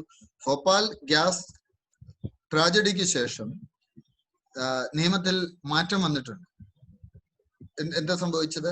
സെൻട്രൽ ഗവൺമെന്റിന് അധികാരം കൊടുക്കുകയാണ് ഇതിലുള്ള ക്ലെയിംസ് അത് കൃത്യമായിട്ടും ആളുകൾക്ക് എത്തിക്കുക, അവർക്ക് വേണ്ട നഷ്ടപരിഹാരം ലഭ്യമാക്കുക. അതുപോലെ എൻവയോൺമെന്റൽ പ്രൊട്ടക്ഷൻ ആക്ട് 1986 ഇതൊക്കെ നിങ്ങൾ ഡീറ്റെയിൽഡ് ആയിട്ട് നോക്കണേ. കാര്യം നമുക്ക് എൻവയോൺമെന്റിലൂടെ നമ്മുടെ കറണ്ട് അഫയേഴ്സിന്റെ പാർട്ടായിട്ട് വരുന്നതാണ്. അപ്പൊ അതുകൊണ്ട് തന്നെ എൻവയോൺമെന്റൽ റിലേറ്റഡ് ആക്ട്സ് എല്ലാം തന്നെ നമുക്ക് പ്രാധാന്യം അർഹിക്കുന്ന ഒന്നാണ്. അത് സെൻട്രൽ ഗവൺമെന്റിന് എൻവയോൺമെന്റൽ ഹസാർഡ്സുമായി ബന്ധപ്പെട്ടിട്ടുള്ള പവർ കൊടുക്കുന്നുണ്ട്. ഹസാർഡസ് വേസ്റ്റ് മാനേജ്മെന്റ് റൂൾസ് 89 മുൻപോട്ടേക്ക് വന്നിട്ടുണ്ട്. ഹസാർഡസ് കെമിക്കൽസ് റൂൾസ് വരുന്നു. കെമിക്കൽ ആക്സിഡന്റ്സ് റൂൾസ് 96ലേത്. പബ്ലിക് ലയബിലിറ്റി ഇൻഷുറൻസ് ആക്ട് എന്ന് വെച്ചാൽ ഇങ്ങനെ എന്തെങ്കിലും ഒരു ഇഷ്യൂ ഉണ്ടായാൽ പബ്ലിക്കിനുണ്ടാവുന്ന ലയബിലിറ്റി കമ്പനി ഏറ്റെടുക്കണം. അങ്ങനെ ഒരു ഇൻഷുറൻസ് ആക്ട് വരുന്നുണ്ട്. നാഷണൽ എൻവയോൺമെന്റൽ അപ്പലേറ്റ് അതോറിറ്റി ആക്ട് 1997 വന്നു. ഇതുകൊണ്ടൊക്കെയുള്ള ഒരു ഗുണം പലപ്പോഴും ഭോപ്പാൽ ദുരന്തത്തിന് ഇടയാക്കിയ വലിയൊരു ശതമാനത്തിനും ആവശ്യത്തിന് നഷ്ടപരിഹാരം ഒന്നും കിട്ടിയില്ല. പക്ഷെ ഇന്ന് ഇത്തരം നിയമങ്ങൾ ഉള്ളത് കൊണ്ട് ഒരു പരിധിവരെ ആളുകൾക്ക് അറ്റ്ലീസ്റ്റ് നഷ്ടപരിഹാരമെങ്കിലും ലഭിക്കുന്നു എന്നുള്ളത് നമുക്ക് ഉറപ്പുവരുന്നു. നാഷണൽ ഗ്രീൻ ട്രൈബ്യൂണൽ നിലവിൽ വന്നു 2010. ഗ്രീൻ ട്രൈബ്യൂണലിന്റെ ആ പൊസിഷനിങ് ഒക്കെ നിങ്ങളൊന്ന് മനസ്സിലാക്കണം. വളരെ പ്രധാനപ്പെട്ട ഒന്നാണ് നാഷണൽ ഗ്രീൻ ട്രൈബ്യൂണൽ എന്നുള്ളത് മനസ്സിലാക്കുക. നാഷണൽ ഡിസാസ്റ്റർ മാനേജ്മെന്റ് അതോറിറ്റി ഇപ്പൊ നിലവിൽ വന്നിട്ടുണ്ട്. അപ്പോ കെമിക്കൽ ആക്സിഡന്റ്സ് ഈ അടുത്ത കാലത്ത് 130 എണ്ണമാണ് ഉണ്ടായത്. 259 ഡെത്ത് ഉണ്ടായി. ചെറിയ കാര്യമല്ല. 560 പേർ ഇൻജേർഡ് ആയി. അതുകൊണ്ട് തന്നെ ഇതൊക്കെ വളരെ പ്രധാനപ്പെട്ട ഒരു സംഗതിയാണ് എന്ന് നിങ്ങൾ മനസ്സിലാക്കുക. ഇത്തരം ഡിസാസ്റ്റേഴ്സിനെ നേരിടാൻ രാജ്യം ഒരുങ്ങിയിരിക്കണം എന്നതുകൂടി മനസ്സിലാക്കുക. അടുത്ത DST ഇൻസ്പയർ ഫാക്കൽറ്റി ഒരു nano material based super capacitor. DST inspire faculty IIT വാരണാസിയിലെയാണ്. അവരൊരു സൂപ്പർ കപ്പാസിറ്റർ നാനോ മെറ്റീരിയലുമായി ബന്ധപ്പെട്ട് അവർ ഡെവലപ്പ് ചെയ്തു. അവർ സർഫസ് എൻഹാൻസ്ഡ് രാമൻ സ്പെക്ട്രോസ്കോപ്പി. അതിന്റെ പ്രത്യേകത ഹാംഫുൾ ആയിട്ടുള്ള മോളിക്യൂൾസ്, വെള്ളത്തിൽ ഉള്ള ഹാംഫുൾ ആയിട്ടുള്ള മോളിക്യൂൾസ് അൾട്രാ ലോ കോൺസെൻട്രേഷൻസിൽ പോലും എന്താണെന്ന് തിരിച്ചറിയാൻ ഇത് സഹായകരമാകും. ഈ നാനോ മെറ്റീരിയൽ ബേസ് ചെയ്തിട്ടുള്ള super capacitors high energy density achieve ചെയ്യാൻ സഹായകരമാകും. അപ്പോൾ അങ്ങനെയുള്ള ഒരു കണ്ടുപിടുത്തം ഇതായിട്ടുണ്ട് എന്ന് മനസ്സിലാക്കുക. ഈ സൂപ്പർ കപ്പാസിറ്റേഴ്സ് ഉപയോഗിച്ച് പലപ്പോഴും ഓട്ടോമൊബൈൽസിന് ലോങ്ങർ ഡിസ്റ്റൻസ് പോകാൻ സാധിക്കും.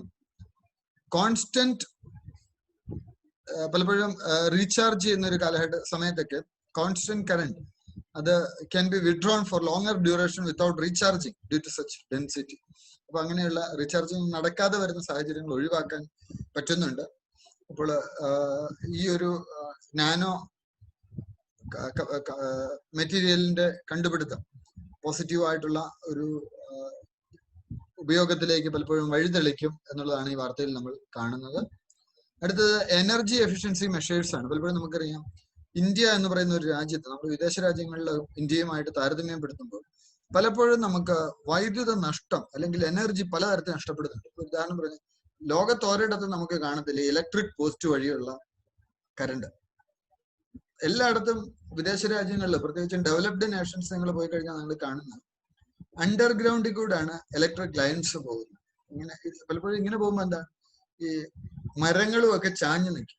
അതിൽ തട്ടി പ്രസരണ നഷ്ടം ഉണ്ടാവും, വൈദ്യുത നഷ്ടം ഉണ്ടാവും. നിങ്ങൾ അതിന്റെ കണക്കെടുക്കുകയാണെങ്കിൽ ഏതാണ്ട് 1/3 ആണ് ഇത്തരത്തിൽ നഷ്ടപ്പെടുന്നത്.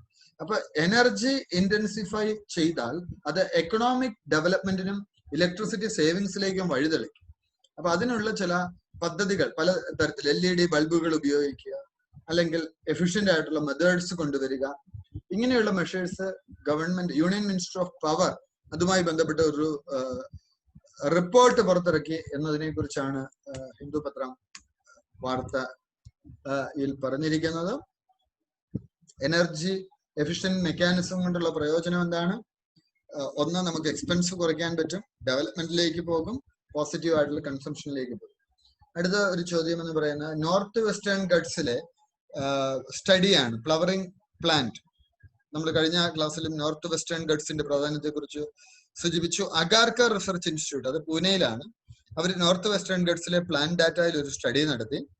അപ്പോൾ പുതിയതായിട്ടുള്ള ധാരാളം എൻഡമിക് സ്പീഷീസിനെ ഈ ഏരിയയിൽ നിന്ന് കണ്ടുപിടിച്ചു. ഞാൻ കഴിഞ്ഞ ക്ലാസ്സിൽ ഡിസ്കസ് ചെയ്തതായതുകൊണ്ട് കൂടുതലായിട്ട് ഇതിലേക്ക് പോകുന്നില്ല. കഴിഞ്ഞ ക്ലാസ്സിൽ ഡിസ്കസ് ചെയ്ത ടോപ്പിക് തന്നെയാണ്. നോർത്ത് വെസ്റ്റേൺ ഗഡ്സിന്റെ പ്രാധാന്യം എന്താണ്? ഇതൊരു ഗ്ലോബൽ ബയോഡൈവേഴ്സിറ്റി ഹോട്ട്സ്പോട്ടാണ്. ഒന്ന് നോട്ട് ചെയ്യുക. ഇന്ത്യയിൽ നിന്നുള്ള ബയോഡൈവേഴ്സിറ്റി ഹോട്ട്സ്പോട്ട്സ് ഏതൊക്കെയാണ്? നിങ്ങൾ ഒരു ഹോംവർക്ക് ആയിട്ട് ചെയ്തിട്ട് എനിക്ക് അതൊന്ന് വാട്സപ്പ് ചെയ്ത് തരാം. സീരിയസ് ആയിട്ട് നിങ്ങൾ വർക്ക് ചെയ്യുക, നിങ്ങളത് ചെയ്യണം. നിങ്ങളത് ചെയ്ത് അയക്കുമ്പോൾ നമുക്കതൊരു സന്തോഷമാണ്. ഞാൻ പലപ്പോഴും നമ്മുടെ ഫൗണ്ടേഷൻ പ്രോഗ്രാം ഒരുപാട് ഇൻസ്റ്റിറ്റ്യൂഷനിൽ നടക്കുന്നുണ്ട്. അപ്പൊ അവിടുത്തെ കുട്ടികളുമായിട്ട് ഇന്ററാക്ട് ചെയ്ത് അവരൊരു ഹോംവർക്ക് ചെയ്യാൻ പറഞ്ഞാൽ അവർ ഇമ്മീഡിയറ്റ് ആയിട്ട് ചെയ്ത് വാട്സപ്പിൽ അയച്ചു. നമുക്കതൊരു സന്തോഷമാണ്. നിങ്ങളും വർക്ക് ചെയ്യുന്നു എന്നുള്ളതിന്റെ ഒരു തെളിവാണ്. അപ്പൊ അത് കൃത്യമായിട്ട് ചെയ്യുക. ഇന്ത്യയിലെ ബയോഡൈവേഴ്സിറ്റി ഹോട്ട്സ്പോട്ട്സ് ഏതൊക്കെയാണ് എന്നുള്ളതൊന്ന് നോട്ട് ചെയ്യുക. നോർത്തേൺ പാർട്സിന്റെ ഒരു പ്രത്യേകത, അവിടെയാണ് ഏറ്റവും കൂടുതൽ മഴ ലഭിക്കുന്നത്. നിങ്ങൾ കഴിഞ്ഞ ദിവസം എൻവയോൺമെന്റ് ക്ലാസ്സിൽ കയറിയിട്ടുണ്ടെങ്കിൽ അവിടെ സാർ ഇതിനെക്കുറിച്ച് പറഞ്ഞിട്ടുണ്ടായിരുന്നു. പ്രസിപ്പിറ്റേഷൻ കൂടുതലാണ്. ചിറാപുഞ്ചി പോലുള്ള പ്രദേശങ്ങളൊക്കെ ആ ഭാഗത്താണ് വരുന്നത്. എൻഡമിക് സ്പീഷീസ് ധാരാളം ഉണ്ട്. അടുത്ത എന്താണ്, നാഷണൽ ലാൻഡ് മാനേജ്മെന്റ് കോർപ്പറേഷൻ ഒരു നാഷണൽ പൈപ്പ് ലൈൻ പ്രപ്പോസൽ വെച്ചിരിക്കുകയാണ്. ഇതുകൊണ്ടുള്ള ഗുണം എന്താണ്? ഇത് ഈ സർപ്ലസ് ലാൻഡ് ഗവൺമെന്റിനുള്ളത് നമുക്കത് മോണിറ്റൈസ് ചെയ്യാൻ പറ്റും. റിലയൻസ് എന്നുള്ള കമ്പനി അവര് ജിയോ ഒപ്റ്റിക്കൽ ഫൈബേഴ്സ് ഇന്ത്യ മുഴുവൻ കണക്ട് ചെയ്തല്ലേ. അപ്പൊ അത് ഗവൺമെന്റിന് ഒരു വരുമാനവും കൂടിയാണ്. അപ്പോൾ ഈ ഗവൺമെന്റ് ലാൻഡ് പലപ്പോഴും ഉപയോഗിക്കുമ്പോൾ അത് ഒരു പോസിറ്റീവ് ആയിട്ടുള്ള ഒരു തലത്തിലേക്ക് വരും. അതൊരു നാഷണൽ ഇൻഫ്രാസ്ട്രക്ചർ ഡെവലപ്മെന്റിന് കാരണമാണ്. ആ ഒരു തലത്തിൽ അത് മനസ്സിലാക്കുക. അത് ലേബർ ലോയിലെ ഒരു മാറ്റമാണ്. ഇത് വളരെ പ്രധാനപ്പെട്ട ഒരു വാർത്തയാണ്. പ്രത്യേകിച്ചും നിങ്ങൾ നോക്കിക്കഴിഞ്ഞാൽ, ഞാൻ ആദ്യമേ തന്നെ പറഞ്ഞു, പോസ്റ്റ് കോവിഡ് ലോകം മുഴുവൻ മാറുകയാണ്. അപ്പോ ചൈനയിൽ നിന്നൊക്കെ ധാരാളം കമ്പനികൾ ഇന്ത്യയിലേക്ക് വരാനുള്ള പോസിബിലിറ്റി ഉണ്ട്. അപ്പൊ വരുമ്പോ ഈ സമരങ്ങളും മറ്റും വന്നാൽ പ്രശ്നമാണ്. ചൈനയിലൊന്നും കമ്മ്യൂണിസ്റ്റ് രാജ്യമായ ചൈന സമരമൊന്നും പറ്റത്തില്ല. ചുമ്മാ സമരമൊന്നും നടത്താൻ പറ്റത്തില്ല. കേരളത്തിലാണ് എന്താ നടക്കുക? ഞാനിപ്പോ ഈ ക്ലാസ് എടുത്തുകൊണ്ടിരിക്കുന്നതിനടുത്ത് ഒരു 3 കിലോമീറ്റർ മാറി ഇവിടെ ടെസിൽ എന്ന് പറയുന്ന ഒരു കമ്പനി ഉണ്ടായിരുന്നു. ചിങ്ങവനം ടെസിൽ 3500 എംപ്ലോയീസ് ഉണ്ടായിരുന്നു.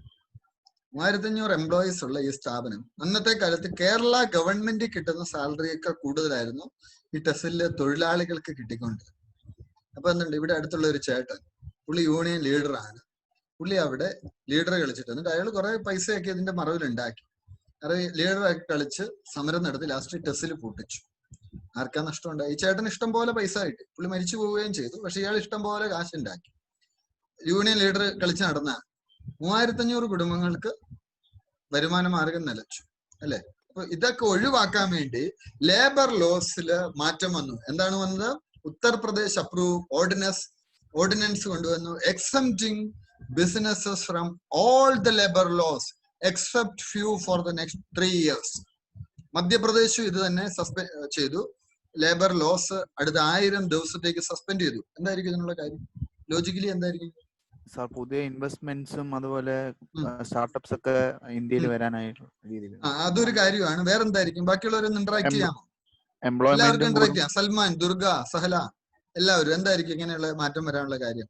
Doctor Nanda, Redmi, Jisha, Shyamkumar, rose, Galaxy tab, Sabitha, നിങ്ങൾ ഈ ടാബ് എന്നൊക്കെയുള്ളത് മാറ്റിയിട്ട് നിങ്ങളുടെ പേര്. സാർ ഒരു സംശയം ചോദിച്ചോട്ടെ സാർ? അപ്പോ അതായത് ഇപ്പൊ ട്രേഡ് വാർ നടക്കുന്നതുകൊണ്ടാണല്ലോ എന്താണ് പുറത്ത് ഈ കൊറോണയുടെ ഒക്കെ കേസ് കൊണ്ട് എന്താണ് ചൈനയിലേക്ക് ഇൻവെസ്റ്റ്മെന്റ് കുറഞ്ഞുകൊണ്ടിരിക്കുകയാണ്. അപ്പോ ഇന്ത്യയിലോട്ട് ഈ പല വിദേശ കമ്പനികൾ വരുന്ന സമയത്ത് അപ്പോ വാറിന്റെ ഒരു പ്രതീതി ഉണ്ടാക്കുകയാണെന്നുണ്ടെങ്കിൽ ആ ഇൻവെസ്റ്റേഴ്സ്. അത് മാത്രമല്ല റീസൺ, ഇതിനകത്ത് റീസൺ എന്ന് വെച്ചാല് ഇപ്പൊ പല സ്ഥാപനങ്ങളും തൊഴിലാളികൾ കൂടുതൽ പേരെ നിർത്തി പണിയെടുപ്പിക്കാൻ പറ്റത്തില്ല. ഇപ്പൊ നിങ്ങൾ പറഞ്ഞാൽ ഇപ്പൊ ഈ 1 മീറ്റർ ഡിസ്റ്റൻസ് കീപ്പ് ചെയ്യാൻ മനസ്സിലാവുന്നുണ്ട്. അപ്പൊ പഴയ അത്രയും ആളുകളെ നമുക്ക് അവിടെ തൊഴിലെടുക്കാൻ പറ്റത്തില്ല. അപ്പൊ കൂടുതൽ ചിലപ്പം ടൈം വർക്ക് ചെയ്യേണ്ടി വരും. 8 മണിക്കൂർ എന്നുള്ള ചിലപ്പോ 12 മണിക്കൂർ ആക്കേണ്ടി വരും. ഒന്ന് സ്ട്രെച്ച് ചെയ്യേണ്ടി വരും. പല കാര്യങ്ങളും ചിലപ്പോ ഓവർ ടൈം ചെയ്യിക്കേണ്ടി വരും. ഇങ്ങനെയൊക്കെയുള്ള ഒരു എമർജൻസി സിറ്റുവേഷനിലൂടെ ലോകം പോകുന്നതാണ്. രണ്ടാമത്തെ കാര്യം, ചൈനയിൽ നിന്നുള്ള പല കമ്പനികളും മാറി ഇന്ത്യയിലേക്ക് വരുമ്പോൾ 8 hours വർക്കിംഗിന് മാത്രം പറ്റത്തില്ല. അവിടെ 12 hours ആണ് വർക്കിംഗ് ടൈം. അപ്പൊ ആ 12 hours മാറാനുള്ള ഒരു ചേഞ്ച് വന്നിട്ടുണ്ട്. ഈ 2 രീതിയും ഇവിടെ നമുക്ക് മനസ്സിലാക്കാം. അപ്പൊ ഉത്തർപ്രദേശ് വന്നു, മധ്യപ്രദേശ് വന്നു, പിന്നെ പല രാജ്യങ്ങളും ഇതിലേക്ക് വന്നിട്ടുണ്ട്. അടുത്ത ലോമാൻ 16 എന്ന് പറയുന്ന ഒരു ഡാർക്ക് സിസ്റ്റം പ്ലാനറ്റ്സുമായിട്ട് ബന്ധപ്പെട്ട് ആസ്ട്രോഫിസിസ്റ്റുകൾ ഒരു ബ്രൗൺ ഡാർഫ് കണ്ടുപിടിച്ചു. അതിനെ ലുക്മാൻ 16A എന്നാണ് പറയുക. ഇതൊരു ക്ലൗഡ് ബാൻഡിലാണ് കാണുന്നത്. ജൂപ്പിറ്ററിനും സാറ്റേണും ഒക്കെ സിമിലർ ആയിട്ടുള്ള ഒരു ക്ലൗഡ് ബാൻഡ്സിലാണ് ഇത് കാണുന്നത്. പോളാറിമെട്രി ടെക്നിക് എന്ന് പറയുന്ന ഒരു ആ ടെക്നിക്ക് വഴിയായിട്ടാണ് ഇവര് അറ്റ്മോസ്ഫിയറിക് ക്ലൗഡ്സിന്റെ ഫീച്ചേഴ്സ്, പ്രത്യേകതകൾ മനസ്സിലാക്കുന്നത്. That's it. അപ്പൊ ഒരു ബൈനറി സിസ്റ്റത്തിന്റെ പാർട്ടാണിത് എന്നുള്ളത് മനസ്സിലാക്കുക. ലൂമാൻ 16A എന്ന് പറയുന്ന ഡാർസിനെ കണ്ടുപിടിച്ചു എന്നുള്ളത് മനസ്സിലാക്കുക. അടുത്ത ഒരു വാർത്തയിലേക്ക് നമ്മൾ പോവുകയാണ്. നമുക്ക് കുറെ 60-70 സ്ലൈഡ്സ് ഉണ്ട്. കൂടുതൽ ടോപ്പിക്സിലേക്ക് നമുക്ക് പോകേണ്ടതുണ്ട്. Geopolitical situation, India amidst challenging geopolitical situation എന്ന് വെച്ചാൽ ഇന്ന് നമ്മൾ കാണാൻ പോകുന്നത് ഇതുവരെയുള്ള ഒരു രീതിയല്ല. ലോകം മാറുകയാണ്. മൾട്ടി പോളറൈസ്ഡ് ആയിട്ടുള്ള അറ്റ്മോസ്ഫിയർ ആയിരുന്നു. ഒരു US ചൈന സിസ്റ്റം രൂപം കൊള്ളുകയാണ്. ചൈനയെ സപ്പോർട്ട് ചെയ്യുന്ന പാകിസ്ഥാൻ, നോർത്ത് കൊറിയ, ഇങ്ങനെയുള്ള ചില അപകടകാരികളായിട്ടുള്ള രാജ്യങ്ങൾ. മറ്റേ സൈഡിൽ നിങ്ങൾ നോക്കുകയാണ് എങ്കിൽ US പോലെയുള്ള രാജ്യങ്ങൾ. അപ്പോൾ ചൈനയെ, അപ്പൊ ലോകം രണ്ടായിട്ട് തിരിയുകയാണ്. അമേരിക്കയുടെ ഒരു ആറ്റിറ്റ്യൂഡ് ഉണ്ട്, ഞങ്ങളാണ് വലിയ ഏട്ടൻ, അല്ലെ, big boss, America first attitude ഉണ്ട്. ഇതും ഒരു ബാലൻസ് ഓഫ് പവറിൽ മാറ്റം വരുത്തുന്നുണ്ട്. ഇങ്ങനെ വരുമ്പോ ഇൻഡോ പസഫിക് റീജിയണിൽ ഏതൊക്കെ കൺട്രീസ് ഉണ്ട്? ഇന്ത്യയുണ്ട്, ഇന്തോനേഷ്യ ഉണ്ട്, അല്ലെങ്കിൽ സൗത്ത് കൊറിയ, വിയറ്റ്നാം. ഈ രാജ്യങ്ങളെല്ലാം തന്നെ ഒരു വേൾഡിലെ പ്രൈമറി റീജിയൻസ് ആയിട്ട് മാറുകയാണ്. ചൈനയെ സപ്പോർട്ട് ചെയ്യുന്നു, അല്ലെങ്കിൽ അമേരിക്കയെ സപ്പോർട്ട് ചെയ്യുന്ന രാജ്യങ്ങൾ. അപ്പൊ ഇന്ത്യ ഇപ്പൊ ഒരു അമേരിക്കയുടെ ട്രസ്റ്റഡ് അലയായിട്ട് മാറിയിരിക്കുകയാണ്. ഇന്ത്യൻ ഗവൺമെന്റിന്, പ്രത്യേകിച്ച് ഇപ്പോഴത്തെ ഈ മോഡി ഗവൺമെന്റിന് കുറച്ച് അംബീഷ്യസ് പ്ലാൻ ഉണ്ട്. ഒരു ഗ്ലോബൽ പ്ലെയർ ആവാൻ വേണ്ടി ഇന്ത്യ ശ്രമിച്ചുകൊണ്ടിരിക്കുന്ന ഒരു കാലഘട്ടമാണ്. അപ്പോ കൗണ്ടർ ചെയ്യണം. കാര്യം ചൈനയെ കൗണ്ടർ ചെയ്യണം. കാര്യം ഇന്ത്യയും ചൈനയും ഏതാണ്ട് ഒരേ ലെവലിൽ വളർന്നുകൊണ്ടിരുന്ന രാജ്യമാണ് നിങ്ങൾ മനസ്സിലാക്കണം. അവിടെ നിന്നാണ് ഈ ചൈന ഒരു വേൾഡ് നമ്പർ 2 എന്നുള്ള അവസ്ഥയിലേക്ക് എത്തിയത്. വളരെ പെട്ടെന്ന് എത്തി. അതിനെന്താ അവരെ പ്രധാനമായിട്ടും സഹായിച്ചത്? അവരെ പ്രധാനമായിട്ടും സഹായിച്ച അവരുടെ എക്കണോമിയുടെ ഡെവലപ്മെന്റ്. ഇന്ന് നിങ്ങൾ വിദേശ രാജ്യങ്ങളിലൊക്കെ പോയി കഴിഞ്ഞാൽ ഇവിടെ ഏറ്റവും കൂടുതൽ പൈസ സ്പെൻഡ് ചെയ്യുന്ന ആരാന്നറിയോ? ആരായിരിക്കും? ചൈനക്കാരാ. ഞാന് ഒരു 2 വർഷം മുമ്പ് പാരീസിൽ പോയിരുന്നു. പാരീസിൽ പോയി കഴിഞ്ഞപ്പം പാരീസിൽ ഈ വെഡിങ് ഒക്കെ ഫോട്ടോഗ്രാഫിക്ക് വേണ്ടി വരുന്ന ഏറ്റവും കൂടുതൽ ആളുകൾ, നിങ്ങൾ പാരീസിൽ കൂടെ നടക്കുക, മുഴുവൻ ചൈനീസ് കപ്പിൾസ്. കാര്യം ചൈന അത്രമാത്രം വലിയൊരു എക്കണോമിക് പവർ ആയിട്ട് മാറിയിട്ടുണ്ട്. അപ്പോൾ ഈ ഒരു കാലഘട്ടത്തിൽ നമ്മൾ എന്ത് ചെയ്യണം? നമ്മൾ അമേരിക്കയുടെ സപ്പോർട്ട് ഉണ്ടെങ്കിൽ മാത്രമേ നമുക്ക് ഈ ചൈനയെ എതിരിടാനും ഒപ്പം ഒരു ഗ്ലോബൽ പ്ലെയർ ആയിട്ട് മാറാനും സാധിക്കുകയുള്ളൂ. അപ്പൊ അതിനുള്ള ഒരു പോളിസീസ് ഇന്ത്യ ഗവൺമെന്റ് എടുക്കുന്നുണ്ട്. ഒപ്പം എന്താ ചെയ്യുന്നത്? നമ്മുടെ റഷ്യയുമായിട്ടുള്ള ടൈസ് നമ്മൾ സ്ട്രെങ്തൻ ചെയ്തു പോകുന്നു. ചൈനയ്ക്ക് റഷ്യയുടെ ഒരു സപ്പോർട്ടും ഉണ്ട്. ഇന്ത്യയെ സംബന്ധിച്ച് റഷ്യ ഇന്ത്യയുടെ ഒരു പഴയ അലൈ തന്നെയാണ്. ഇവിടെ ഒരു പോസിറ്റീവ് ആയിട്ടുള്ള ഗ്രോത്തിലേക്ക് ഇന്ത്യ പോകും. അടുത്തത് നിർമ്മല സീതാരാമൻ, നമ്മുടെ ഫിനാൻസ് മിനിസ്റ്റർ, അവരെന്ത് കൊണ്ടുവന്നു? എക്കോണമിയെ ബൂസ്റ്റ് ചെയ്യാൻ വേണ്ടി ഫിസ്ക്കൽ സ്റ്റിമുലസ് കുറെ കാര്യങ്ങൾ കൊണ്ടുവന്നു. IMF പറഞ്ഞിരിക്കുന്ന ഇന്ത്യ 1.9% ഗ്രോ ചെയ്യും, ചൈന 1.2%. ഗ്ലോബൽ ഗ്രോത്ത് പ്രഡിക്റ്റ് ചെയ്തിരിക്കുന്ന -3 ആണ്. എന്ന് വെച്ചാൽ എന്താണ്? ഗ്രോത്തേ ഇല്ല, 0-ലും താഴെ പോകും. അപ്പോ ഈ ഒരു കാലഘട്ടത്തിൽ എക്കോണമിയെ ബൂസ്റ്റ് ചെയ്യാൻ വേണ്ടിയിട്ട് ചില പോളിസീസ് വന്നു. എന്തൊക്കെയാണത്? എക്കണോമിക് ഗ്രോത്തിന് വേണ്ടിയിട്ടുള്ള ഈ പോളിസീസിലേക്ക് നമ്മൾ നോക്കുകയാണ് എങ്കിൽ ഗ്രൂപ്പ് A സെക്ടേഴ്സ്, ഇതിൽ വരുന്നത് അഗ്രികൾച്ചറും അലൈഡ് സെക്ടേഴ്സും ആണ്. അപ്പൊ അതിന്റെ പിന്നെ പബ്ലിക് അഡ്മിനിസ്ട്രേഷൻ, ഡിഫൻസ്, ഇതൊക്കെയാണ് ഗ്രൂപ്പ് A സെക്ടേഴ്സിൽ വരുന്നത്. ഈ സെക്ടേഴ്സിനെ ബൂസ്റ്റ് ചെയ്യുന്ന പ്ലാൻസ് വന്നിട്ടുണ്ട്. പബ്ലിക് ഹെൽത്ത് ആൻഡ് ഡിഫൻസ് സെക്ടറിനെ ബൂസ്റ്റ് ചെയ്യുന്ന പ്ലാൻസ് വരുന്നു. ഗ്രൂപ്പ് B സെക്ടേഴ്സിൽ എന്തൊക്കെയാണ് വരുന്നത്? ഈ ഇതിൽ വരുന്ന mining, quarrying, electricity, gas, water, ഇതൊക്കെയാണ്. ഇതിനെ ബൂസ്റ്റ് ചെയ്യുന്നതും വന്നു. ഗ്രൂപ്പ് സിയിൽ വരുന്നത് എന്താണ്? ഗ്രൂപ്പ് സിയിൽ വരുന്നത് സെക്ടേഴ്സ് എന്ന് പറയുന്നത് ഇതിൽ മാനുഫാക്ചറിങ് സെക്ടറാണ്. അപ്പോൾ ഇവിടെ എല്ലാം ബൂസ്റ്റ് ചെയ്യുന്നിട്ടുള്ള സ്കീംസ് ഗവൺമെന്റ് കൊണ്ടുവരികയാണ്. ഗ്രൂപ്പ് ഡിയിൽ എന്താണ് വരുന്നത്? ഗ്രൂപ്പ് ഡിയിൽ വരുന്ന hotels, restaurants, travel and tourism ഒക്കെയാണ്. അപ്പോൾ ഈ ഒരു സെക്ടറാണ് വലിയൊരു ചലഞ്ച് ഇപ്പോൾ നേരിടുന്നത്. എന്താണെങ്കിലും നമുക്കറിയാം RBI റെഡ്യൂസ് ചെയ്തു റിപ്പോ റേറ്റ് 4.4%, അല്ലെ? അപ്പൊ എന്ത് സംഭവിക്കും? റിവേഴ്സ് റിപ്പോ റേറ്റും കുറച്ചു. അപ്പൊ ഇൻട്രസ്റ്റ് കുറയും. ഇൻട്രസ്റ്റ് കുറയുമ്പോൾ എന്ത് സംഭവിക്കും? കൂടുതൽ ആളുകൾ ലോൺ എടുക്കും. ഇൻട്രസ്റ്റ് കൂടുതലാണ് നമ്മൾ ലോൺ എടുക്കുമോ? ലോൺ എടുക്കത്തില്ല. ഇൻട്രസ്റ്റ് കുറഞ്ഞു നിൽക്കുമ്പോൾ നമ്മൾ ലോൺ എടുക്കും. അത് മണി പമ്പിങ് കൂട്ടും, എക്കണോമി മണി പമ്പിങ് കൂട്ടും. അങ്ങനെ ധാരാളം ഫിസിക്കൽ മെഷേഴ്സ് അവർ എടുക്കുന്നുണ്ട്. അടുത്ത ലോക്കസ്റ്റ് അറ്റാക്സ്. ഇതൊരു എന്താണ് ഈ നമ്മുടെ നാടുകളിൽ ഉള്ളൊരു വലിയൊരു പ്രശ്നമാണ്, പ്രത്യേകിച്ചും ലോക്കസ്റ്റ്, പച്ചത്തുള്ളൻ എന്നൊക്കെ പറയുന്ന സംഗതി. ജൂലൈ ഒക്ടോബർ കാലഘട്ടത്തിലാണ് രാജസ്ഥാനില് ധാരാളം കോവിഡ് കാലഘട്ടത്തിൽ ഈ കോപ്സിനെ, വിളകളെ നശിപ്പിക്കാൻ വേണ്ടി ലോക്കസ്റ്റ് കാരണമാകുന്നുണ്ട്. ഗ്രാസ് ഹൂപ്പേഴ്സ് ആണ്. അത് പെട്ടെന്ന് പെരുകും, മൈഗ്രേറ്ററി ആണ്. 150 കിലോമീറ്റർ ഒക്കെ ഒരു ദിവസം സഞ്ചരിക്കും എന്നാണ് പറയുന്നത്. അത് പെട്ടെന്ന് വളരെ വേഗത്തിൽ ദേ ക്യാൻ മൈഗ്രേറ്റ്. ഈ ഗ്രാസ് ഹൂപ്പേഴ്സ് എന്ത് ചെയ്യും? ഇത് ഇന്ത്യയിൽ കാണുന്ന ഒരുതരം ലോക്കസ്റ്റ് ആണ്. ഡെസേർട്ട് ലോക്കസ്റ്റ് എന്ന് പറയും, migratory locust, Bombay locust, tree locust. അപ്പൊ ഇത് വലിയൊരു ഇമേജ് ആളുകൾക്കൊരു നഷ്ടം സംഭവിക്കാൻ കാരണമാകുന്നുണ്ട്, കൃഷി നശിക്കാൻ കാരണമാകുന്നുണ്ട് എന്നത് മനസ്സിലാക്കാം. അത്ര ഇമ്പോർട്ടന്റ് അല്ല. അടുത്ത ടോപ്പിക്കിലേക്ക് പോകാം. ടൈഗർ പോപ്പുലേഷൻ വെസ്റ്റ് ബംഗാളിലെ സുന്ദർബൻസിൽ കൂടി. Important topic. UPSCയും KASനും ക്വസ്റ്റ്യൻ പ്രതീക്ഷിക്കാം. സുന്ദർബൻസിൽ കാണുന്ന ടൈഗർ. സുന്ദർബൻസ് എവിടെയാണ്? വെസ്റ്റ് ബംഗാളിലെ സുന്ദർബൻസിന്റെ പ്രത്യേകത എന്താണ്? പറയൂ, നിങ്ങൾ പറയൂ. എന്താണ് സുന്ദർബൻസിന്റെ പ്രത്യേകത? മാൻഗ്രൂവ്സ് എന്തിനാണ്, എന്തിനു വേണ്ടിയാണ് മാൻഗ്രൂവ്സ് വെക്കുന്നത്? Carbon dioxide. പറഞ്ഞോ, ഉറക്കെ പറയാം. കാർബൺ ഡൈ ഓക്സൈഡ് ഉണ്ടല്ലോ സാർ, അത് അറ്റ്മോസ്ഫിയറിലേക്ക് പുറത്തുവിടാതിരിക്കാൻ വേണ്ടിയിട്ടാണ് മാംഗ്രൂവ് ഫോറസ്റ്റ് വളർത്തുന്നത്. പിന്നെന്താ? ഡെൽറ്റയെ പ്രൊട്ടക്ട് ചെയ്യും. റോസ് പറഞ്ഞു, ഡെൽറ്റയെ പ്രൊട്ടക്ട് ചെയ്യും. സീക്കും അല്ലെ, ആ കരയ്ക്കും ഒക്കെ ഇടയിൽ ഒരു ബാരിയർ ആയിട്ട് നിൽക്കും. സുനാമിയെ ഒക്കെ പ്രതിരോധിക്കും. പിന്നെ ഒരുപാട് സ്പീഷീസ് ഉണ്ട്, എൻഡേഞ്ചേർഡ് സ്പീഷീസിനെ പ്രൊട്ടക്ട് ചെയ്യും. അപ്പൊ അവിടെ എന്താ ഉള്ളത്? ഇന്ത്യയുടെ ഔദ്യോഗിക മൃഗം എന്താണ്?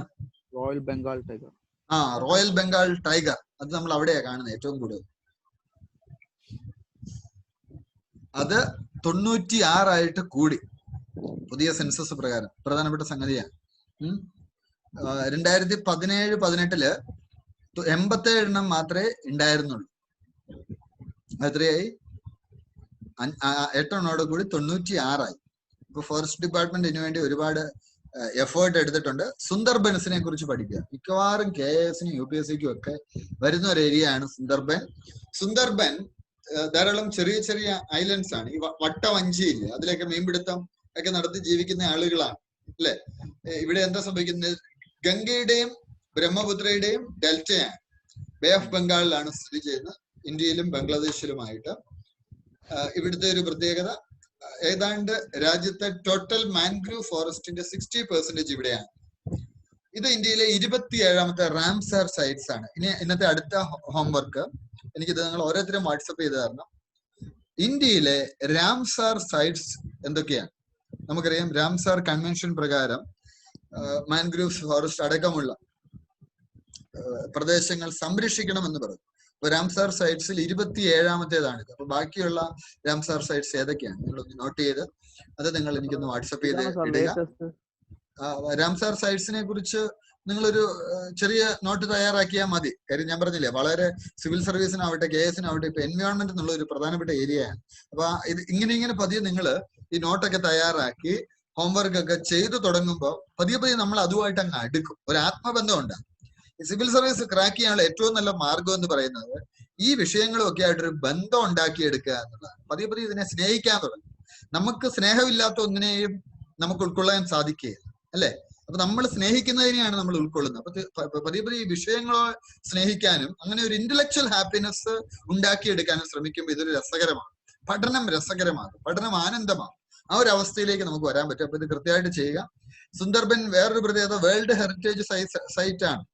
യുനെസ്കോയുടെ അടുത്ത നിങ്ങൾ നോട്ട് ചെയ്യേണ്ട വേറൊരു പോയിന്റ്, ഇന്ത്യയിലെ വേൾഡ് ഹെറിറ്റേജ് സൈറ്റ്സ് എന്തൊക്കെയാണ്? ഞാൻ എന്റെ സിവിൽ സർവീസ് ഇന്റർവ്യൂവിന് പോയ ദിവസം അന്ന് വേൾഡ് ഹെറിറ്റേജ് ഡേ എന്നോട് എന്റെ ഇന്റർവ്യൂ ബോർഡ് ചോദിച്ച ഒരു ചോദ്യം, ഇന്ത്യയിലെ വേൾഡ് ഹെറിറ്റേജ് സൈറ്റ്സ് ഏതൊക്കെയാണെന്നുള്ള ചോദ്യം ചോദിച്ചു. അപ്പൊ പലയിടത്തും ചോദിക്കാം, നമുക്ക് പ്രതീക്ഷിക്കാൻ പറ്റത്തില്ല. ഞാനത് എനിക്കറിയായിരുന്നു. എന്റെ ഇന്റർവ്യൂ വേൾഡ് ഹെറിറ്റേജ് ഡേയിലാണ്, അതുകൊണ്ട് ഇന്ത്യയിലെ വേൾഡ് ഹെറിറ്റേജ് സൈറ്റ്സ് ഏതാണെന്നുള്ള ചോദ്യം വരും. അതുകൊണ്ട് ഞാൻ ഇത് പഠിച്ചിട്ടാണ് പോയത്. അതുകൊണ്ട് എനിക്ക് ഇന്റർവ്യൂ ബോർഡിനോട് അത് ഏതൊക്കെയാണെന്ന് പറയാൻ പറ്റി. അവരോട് ചോദിച്ചു ഇന്നത്തെ ഡേയുടെ പ്രത്യേകത എന്താണ്? നമ്മൾ ഇന്ന് വേൾഡ് ഹെറിറ്റേജ് ഡേ ആണ്, ഏതൊക്കെയാണ് സൈറ്റ്സ്? അടുത്ത ചോദ്യം ഉത്തരം പറഞ്ഞു അല്ലെ. അപ്പൊ ഇത് കൃത്യമായിട്ട് നിങ്ങൾ നോട്ട് ചെയ്യണം. ഇനി അടുത്ത എന്താണ്? Rare and globally threatened species. വേറെ എന്തൊക്കെയുണ്ട്? നോർത്തേൺ റിവർ തെറാപ്പിൻ, ബദ്കാർ ബസാക്ക, ഇത് അവിടെയുള്ള ഒരു സംഗതിയാണ്. എൻഡേഞ്ചേർഡ് ഇരാവടി ഡോൾഫിൻ, ഇത് അവിടെയുള്ള ഒരു സ്പീഷീസ് ആണ്. വൾണറബിൾ ഫിഷിംഗ് ക്യാറ്റ്, ഇത് അവിടെയുള്ള ഒരു സ്പീഷീസ് ആണ്. എപ്പോഴും നിങ്ങൾ ഇങ്ങനെയുള്ള ഏരിയാസിനെ കുറിച്ച് പഠിക്കുമ്പോൾ അവിടെയുള്ള സ്പീഷീസ് ഏതൊക്കെയാണ് തുടങ്ങിയ കാര്യങ്ങൾ കൂടി നിങ്ങൾ മനസ്സിലാക്കേണ്ടതുണ്ട്. 2 of the 4 horseshoe crab species and 8 of India's 12 species of kingfisher are also found here. അല്ലെ, റയർ ആയിട്ടുള്ള സാധനങ്ങളൊക്കെ ഇവിടെ കാണും, ഇങ്ങനെയുള്ള പ്രദേശത്ത് കിട്ടും അല്ലെ. കിങ്ഫിഷർ അല്ലെ, വളരെ ബ്യൂട്ടിഫുൾ ആയിട്ടുള്ള റയർ സ്പീഷീസ്. കഴിഞ്ഞ ദിവസം ഞാൻ ഇവിടെ നടക്കാൻ ഇറങ്ങിയപ്പോൾ ഇവിടെ വളരെ ബ്യൂട്ടിഫുൾ ആയിട്ടുള്ള ഒരു കിങ്ഫിഷറിനെ കണ്ടു. പിന്നെ ഒരു വെള്ളിമൂങ്ങേനെ കണ്ടു. വെള്ളിമൂങ്ങയൊക്കെ ഇവിടെ ആളുകൾ ഈ മന്ത്രവാദത്തിനൊക്കെ ഉപയോഗിക്കും അല്ലെ. വളരെ റയർ സ്പീഷീസ് ആയിട്ട് നമ്മൾ കണക്കിലെടുക്കുന്നതാണ്. ഇപ്പൊ എന്താണ് ഇവിടെ ഏതാണ്ട് 2626 ഫോണൽ സ്പീഷീസ് ഉണ്ട്. Mangrove varieties found. അടുത്ത world migratory bird day, very important thing. 9th May ആണ്. ഇതെന്താണ്, മൈഗ്രേറ്ററി ബേർഡ്സിനെ കുറിച്ച്, എക്കോളജിക്കൽ ഇമ്പോർട്ടൻസിനെ കുറിച്ചും കൺസർവേഷനെ കുറിച്ചും മനസ്സിലാക്കുക എന്നുള്ളതാണ്. തൃശ്ശൂർ സൈഡിൽ നിന്നുള്ള ആരെങ്കിലും ഉണ്ടോ ഇതിനകത്ത്? ഉണ്ട്, സഹലയുണ്ട്. ഈ നമ്മുടെ ഇരിങ്ങാലക്കുട റെയിൽവേ സ്റ്റേഷനിൽ പോയിട്ടുണ്ടോ? പോയിട്ടില്ല. ഇരിങ്ങാലക്കുട റെയിൽവേ സ്റ്റേഷന്റെ മുന്നിൽ പോയിട്ടുണ്ട്. റെയിൽവേ സ്റ്റേഷനിൽ പോയിട്ടില്ല. എനിക്കൊന്ന് കല്ലേറ്റിങ്കര എന്ന് പറയുന്ന പ്രദേശത്താന്ന് തോന്നുന്നു.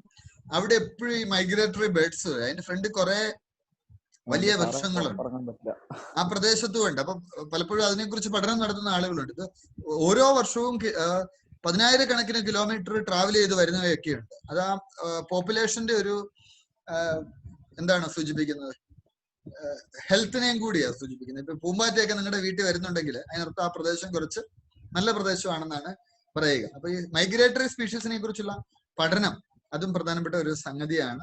അത് നമ്മുടെ ഹെൽത്ത് സിസ്റ്റത്തിന്റെ ഒരു പാർട്ടാണ്. ഈ വർഷത്തെ തീം മനസ്സിലാക്കുക, birds connect to our world. ഇതാണ് തീം. ഈ വർഷത്തെ തീം എന്ന് പറയുന്ന birds connect to our world എന്നുള്ളതാണ്. മാനിലയില് 2017 ഒക്ടോബർ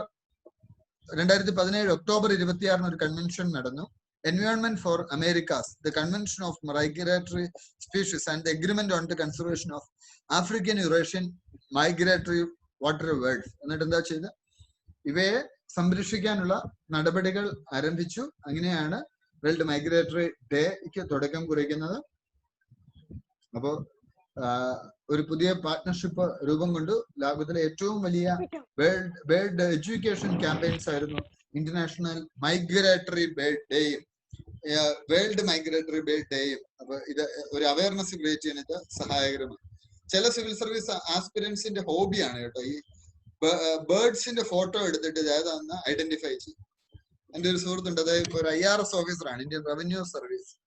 അദ്ദേഹം എപ്പോഴും ചെയ്യുന്ന ഒരു കാര്യം, മിക്കവാറും ഫേസ്ബുക്കിൽ ഇടും. എന്തിടും, ഇത്തരം സ്പീഷീസ് ഒക്കെ എവിടെ നിന്നാണ് വരുന്നത് അതിന്റെ ഫോട്ടോ എടുത്തൊക്കെ ഇടാറുണ്ട്.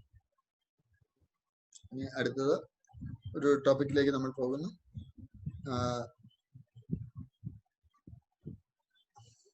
Migratory convention on migratory species, അതിന്റെ ഒരു പ്രാധാന്യത്തെ കുറിച്ച് പറയുകയാണ്. Significance: only global and UN-based intergovernmental organization established exclusively for conservation and management of terrestrial, aquatic and avian migratory species. ഇത് എന്തിനു പ്രൊട്ടക്ട് ചെയ്യണം? പല സമയത്താണ് ഇതൊരു ഹാബിറ്റാറ്റിൽ നിന്ന് മറ്റൊരു ഹാബിറ്റാറ്റിലേക്ക് പോകുന്നത്. അപ്പൊ ഹാബിറ്റാറ്റിന്റെ പ്രൊട്ടക്ഷനും പ്രധാനപ്പെട്ട ഒരു സംഗതി തന്നെയാണ്. പലപ്പോഴും ആ മൈഗ്രേറ്ററി റൂട്ട്സ് അത് നെസ്റ്റിങ്ങിനും ഒപ്പം ഈ ഹാബിറ്റാറ്റ്സിന്റെ അവൈലബിലിറ്റിക്കും ഇവയുടെ നിലനിൽപ്പിനും തന്നെ ആവശ്യമാണ് എന്നുകൂടി മനസ്സിലാക്കുക. അടുത്തൊരു സയൻസ് ആൻഡ് ടെക്നോളജി ന്യൂസ് ആണ്. JNUവിലെ സയന്റിസ്റ്റുകൾ ഒരു വഫർ സ്കെയിൽ ഫോട്ടോ ഡിറ്റക്ടർ, അവരൊരു ഡിവൈസ് കണ്ടുപിടിച്ചു. ഇത് കുറച്ച് എക്സ്പെൻസീവ് ആണ്. ഇത് ലൈറ്റ്സിനോടൊരു ഹൈ സെൻസിറ്റിവിറ്റി കാണിക്കുന്ന ഒരു സംഗതിയാണ്. ഇതിന്റെ ഒരു പ്രത്യേകത, ഈ ഫോട്ടോ ഡിറ്റക്ടേഴ്സ് നമ്മൾ യൂസ് ചെയ്യുന്നത് ഒപ്റ്റോ ഇലക്ട്രിക് സർക്യൂട്ട്, അതിന്റെ പ്രത്യേകത അത് ലൈറ്റ് ഡിറ്റക്ട് ചെയ്യും. ചില ഉപകരണങ്ങളിലൊക്കെ നമുക്ക് വെക്കാൻ പറ്റും. ഓട്ടോമാറ്റിക് ലൈറ്റിംഗ് സൂപ്പർ മാർക്കറ്റിലൊക്കെ വെക്കാൻ വേണ്ടി ഇത് ഉപയോഗിക്കാൻ പറ്റും. അപ്പൊ അത് അവർ കണ്ടുപിടിച്ചു എന്നുള്ളത് ഒരു വാർത്തയായി വന്നിട്ടുണ്ട്. അടുത്ത ബ്ലാക്ക് പാന്തറിനെ കുറിച്ചാണ്. ബ്ലാക്ക് പാന്തറിനെ കണ്ടിട്ടുണ്ടോ? ഒരു മൂവി ഉണ്ട് ബ്ലാക്ക് പാന്തർ എന്ന് പറഞ്ഞു, കണ്ടിട്ടുണ്ടോ? കറുത്ത നിറമുള്ള പാന്തർ കണ്ടിട്ടില്ല? നല്ല കറുപ്പ, നല്ല രസമാണ് കാണാൻ. അപ്പൊ എന്താണ് ബ്ലാക്ക് പാന്തർ ക്യാമറ കിട്ടി. എവിടുന്നാ കിട്ടിയ? ഗോവയിലെ നേത്രാവലി സാങ്ച്വറിയിൽ നിന്ന്. ഒരു ബ്ലാക്ക് പാന്തർ എന്ന് പറഞ്ഞാൽ വളരെ റയർ ആണ് കേട്ടോ. നല്ല കടും കറുപ്പാണ്.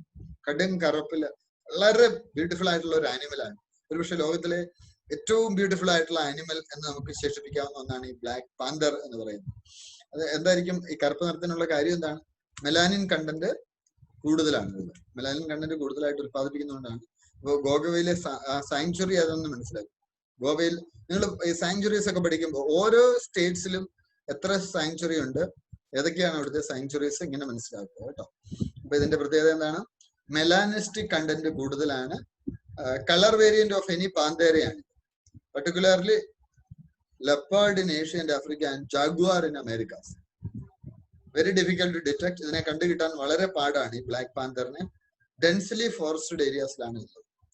ഇപ്പൊ ഇത് കണ്ടുപിടിച്ചത് സൗത്ത് ഈസ്റ്റേൺ ഗോവയിലാണ്. വെസ്റ്റേൺ ഗട്ട്സിന്റെ ഒരു വൈറ്റൽ കോറിഡോർ ആണ്. വെസ്റ്റേൺ ഗട്ട്സ് ഗോവയിലോട്ട്. ഇനി ഇന്ന് ചെയ്യേണ്ട ഒരു കാര്യം, വെസ്റ്റേൺ ഗട്ട്സ് ഏതൊക്കെ സ്റ്റേറ്റ്സിലൂടെയാണ് കടന്നു പോകുന്നത് ജസ്റ്റ് ഒന്ന് നോട്ട് ചെയ്യും. ഇത് കഴിയും വെസ്റ്റേൺ ഗട്ട്സ് കടന്നു പോകുന്ന സ്റ്റേറ്റ്സ് നിങ്ങളത് ആ മാപ്പ് നോക്കി തന്നെ പഠിക്കണം. അതുകൂടെ നിങ്ങളൊന്ന് എഴുതി എനിക്ക് അയക്കും. അപ്പോ കോറ്റിഗാഗോ വൈൽഡ് ലൈഫ് സാങ്ച്വറിയുടെ ഈസ്റ്റേൺ സൈഡിൽ ഇതിന് ബൗണ്ടറി ഉണ്ട് എന്ന് മനസ്സിലാക്കുക.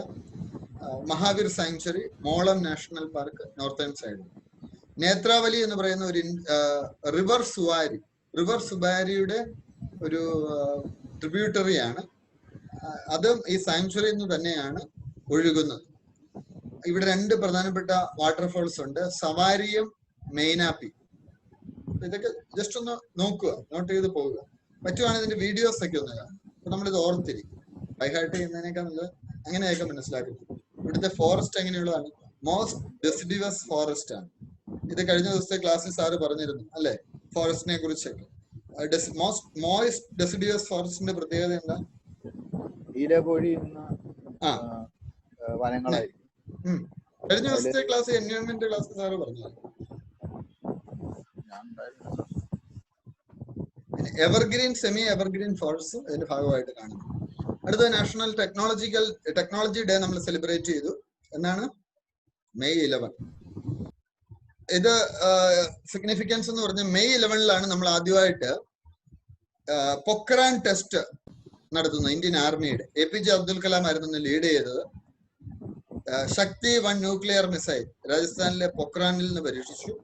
ഇന്ത്യ ഒരു ആണവ ശക്തിയായി മാറി. ഇന്നത്തെ പത്രങ്ങളുടെ ഹെഡിങ് ഒക്കെ ഞാൻ ഓർക്കുന്നുണ്ട്. മനോരമയുടെ എബി വാജ്പേയിയുടെ ആ ഒരു നേതൃത്വത്തിൽ ലോകമെമ്പാടുമുള്ള പത്രങ്ങളിൽ അത് വലിയൊരു വാർത്തയായി. പാമ്പുപിടുത്തക്കാരുടെയും പാമ്പാട്ടികളുടെയും നാട് എന്ന് ഇന്ത്യയെ കുറിച്ച് കരുതിയവർ അമ്പരന്നു. ഇന്ത്യ ഒരു ന്യൂക്ലിയർ പവറായി മാറിയ ആ ഒരു കാലഘട്ടം അതായിരുന്നു. അതിനെ നമ്മൾ നമ്മുടെ ഒരു ടെക്നോളജി ഡേ ആയിട്ട് നമ്മൾ സെലിബ്രേറ്റ് ചെയ്യുകയാണ്. മെയ് 11. അതിന്റെ പ്രാധാന്യം മനസ്സിലാക്കുക. എന്താ സംഭവിക്കുക? അതിനുശേഷം 2 ദിവസം കഴിഞ്ഞപ്പോൾ പൊക്രാൻ 2 ഓപ്പറേഷൻ ശക്തി ഇനിഷ്യേറ്റീവ് നടന്നു. നമ്മൾ അങ്ങനെ ന്യൂക്ലിയർ ക്ലബിൽ അംഗമായി. ഹാൻസ 3 ഇന്ത്യയുടെ ഫസ്റ്റ് ഇൻഡിജിനിയസ് എയർക്രാഫ്റ്റ് ആണ്. അതും സെയിം ഡേയിലാണ് ബാംഗ്ലൂരിൽ നമ്മൾ ഫയർ ചെയ്തത്, ടെസ്റ്റ് ഫയർ ചെയ്തത്. അപ്പോ ഇങ്ങനെയൊക്കെ നമ്മൾ നോക്കുമ്പോൾ successful test firing of Thrissur ഇന്ത്യയുടെ ഒരു ഷോർട്ട് റേഞ്ച് മിസൈലാണ്. അതും സെയിം ഡേയിലാണ്. അപ്പൊ ഇന്ത്യയുടെ ഒരു വലിയ പ്രത്യേകത, ന്യൂക്ലിയർ വെപ്പൺ ഉള്ള 8 രാജ്യങ്ങളിൽ ഒന്നാണ് ഇന്ത്യ. മറ്റു രാജ്യങ്ങൾ ഏതൊക്കെയാണ്? ബാക്കിയുള്ള രാജ്യങ്ങൾ ഏതൊക്കെയാണ്? America, US, Russia, China, Pakistan. എല്ലാവരും പറയണം. Pakistan, India, North Korea. Publicly non nuclear weapon program അംഗീകരിച്ചത് ഏതൊക്കെയാ വരിക?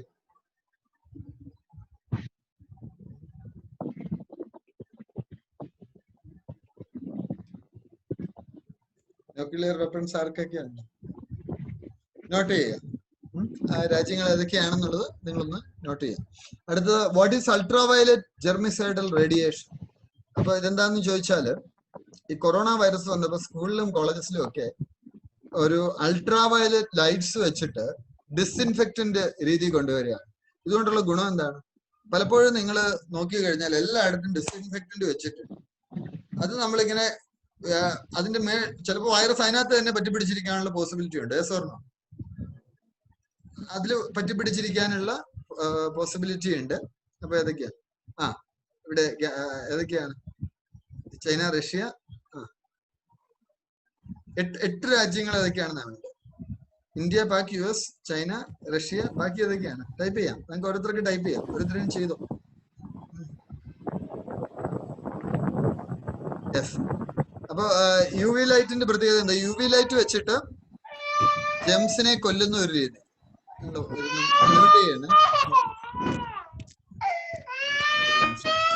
കുട്ടികളെ അറിയുന്ന ശബ്ദമൊക്കെ കേൾക്കുന്നുണ്ടല്ലോ. അപ്പോ സോ ഇത് ഹ്യൂമൻ ബോഡിയെ അഫക്ട് ചെയ്യുമോ? നോർമൽ അൾട്രാവയലറ്റ് റേസ് ബോഡിക്ക് അഫക്ട്ഫുൾ ആണ്. പക്ഷെ പക്ഷെ ഇവിടെയോ UVGI എന്ന് പറയുമ്പോൾ അൾട്രാ വയലറ്റ് ജെർമിസൈഡൽ റേഡിയേഷൻ, അത് പതോജൻസിനെയാണ് ടാർഗറ്റ് ചെയ്യുന്നത്. അപ്പൊ ഒരിക്കലും അത് നമുക്ക് ആരോഗ്യ പ്രശ്നങ്ങൾ ഉണ്ടാക്കുമോ? ഉണ്ടാക്കത്തില്ല. വ്യക്തികൾക്ക് ആരോഗ്യ പ്രശ്നം ഉണ്ടാക്കത്തില്ല. അടുത്തെന്താണ്? പോലീസ് പുതിയൊരു ഗൈഡ് തയ്യാറാക്കുകയാണ്. എന്തിനു വേണ്ടിയാണ്?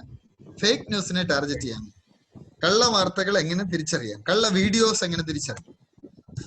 എന്താ അതിനുവേണ്ടി ചെയ്യാൻ പോവാ? അതിനുവേണ്ടി ചെയ്യുന്ന ഡിജിറ്റൽ ന്യൂസ്. ഒത്തിരി ഫേക്ക് ന്യൂസ് വരുന്നുണ്ട്. യെല്ലോ ജേർണലിസം, മഞ്ഞ വാർത്തകൾ വരുന്നുണ്ട്. അപ്പോൾ അതിനുവേണ്ടി ചെയ്യാൻ പോകുന്ന ഒരു കാര്യം, ഫേക്ക് ന്യൂസ് ഏജൻസിയെ അല്ലെങ്കിൽ എൻറ്റിറ്റിയെ, വ്യക്തികളെ ഫിനാൻഷ്യലിയോ പൊളിറ്റിക്കലിയോ നശിപ്പിക്കണമെന്നുള്ള ഉദ്ദേശത്തോടു കൂടി വരുന്ന വാർത്തകൾ, അതിന് റീഡർഷിപ്പ് വർദ്ധിപ്പിക്കണമെന്നുള്ള ഉദ്ദേശത്തോടെയുള്ള വാർത്തകൾ, ഇങ്ങനെ ഫേക്ക് ന്യൂസിനെ കൺട്രോൾ ചെയ്യാൻ വേണ്ടി എന്താ ചെയ്യുന്നത്? ഫേക്ക് URLs മിസ്ലീഡ് ചെയ്യും. ഇപ്പം എന്താ പറയാ, PM CARES ഫണ്ടിലോട്ട് പൈസ നിങ്ങൾ ഡൊണേറ്റ് ചെയ്യൂ എന്നൊക്കെ പറഞ്ഞ് തെറ്റായിട്ടുള്ള സാധനങ്ങൾ വരും. അപ്പൊ ഇവർ സ്പോട്ട് ചെയ്യാനുള്ള ആക്ടിവിറ്റീസും ക്രോസ് ചെക്കിങ്ങും പോലീസിന്റെ ഭാഗത്തു നിന്ന് ഉണ്ടായിട്ടുണ്ട്. അടുത്ത മറ്റൊന്ന്, potential distribution of the sal forest tortoise. Sal ഫോറസ്റ്റിലെ ടോർട്ടോയ്സിന്റെ ഡിസ്ട്രിബ്യൂഷനെ കുറിച്ച് പറയുമ്പോൾ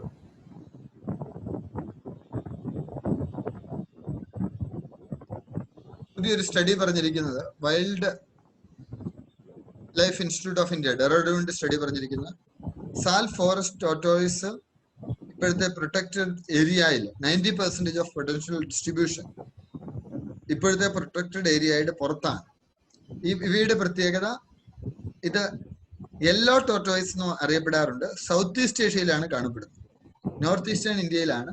IUCNന്റെ സ്റ്റാറ്റസിൽ ക്രിട്ടിക്കലി എൻഡേഞ്ചേർഡ് എന്ന് പറയുന്ന സ്റ്റാറ്റസ് ആണ്. അവര് എൻഡേഞ്ചേർഡ്, ക്രിട്ടിക്കൽ എൻഡേഞ്ചേർഡ് ഇങ്ങനെ സ്റ്റാറ്റസ് കൊടുത്തിട്ടുണ്ട്. അതിൽ ക്രിട്ടിക്കലി എൻഡേഞ്ചേർഡ് എന്ന് പറയുന്ന സ്റ്റാറ്റസിലാണ്.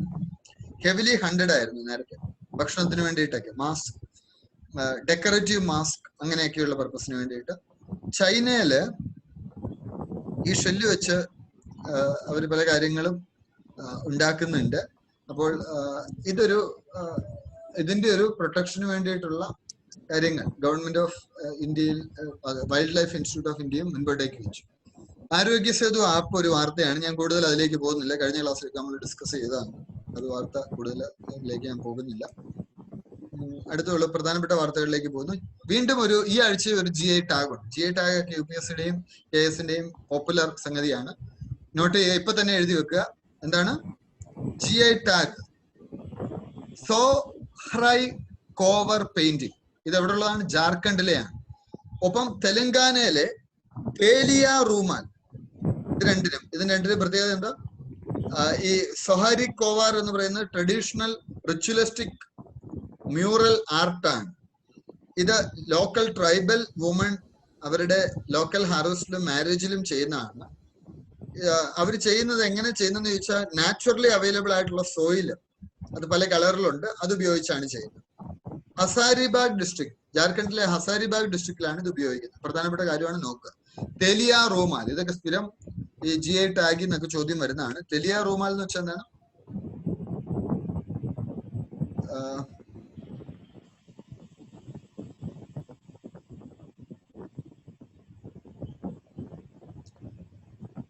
ഇതൊരു ക്ലോത്ത് ആണ്.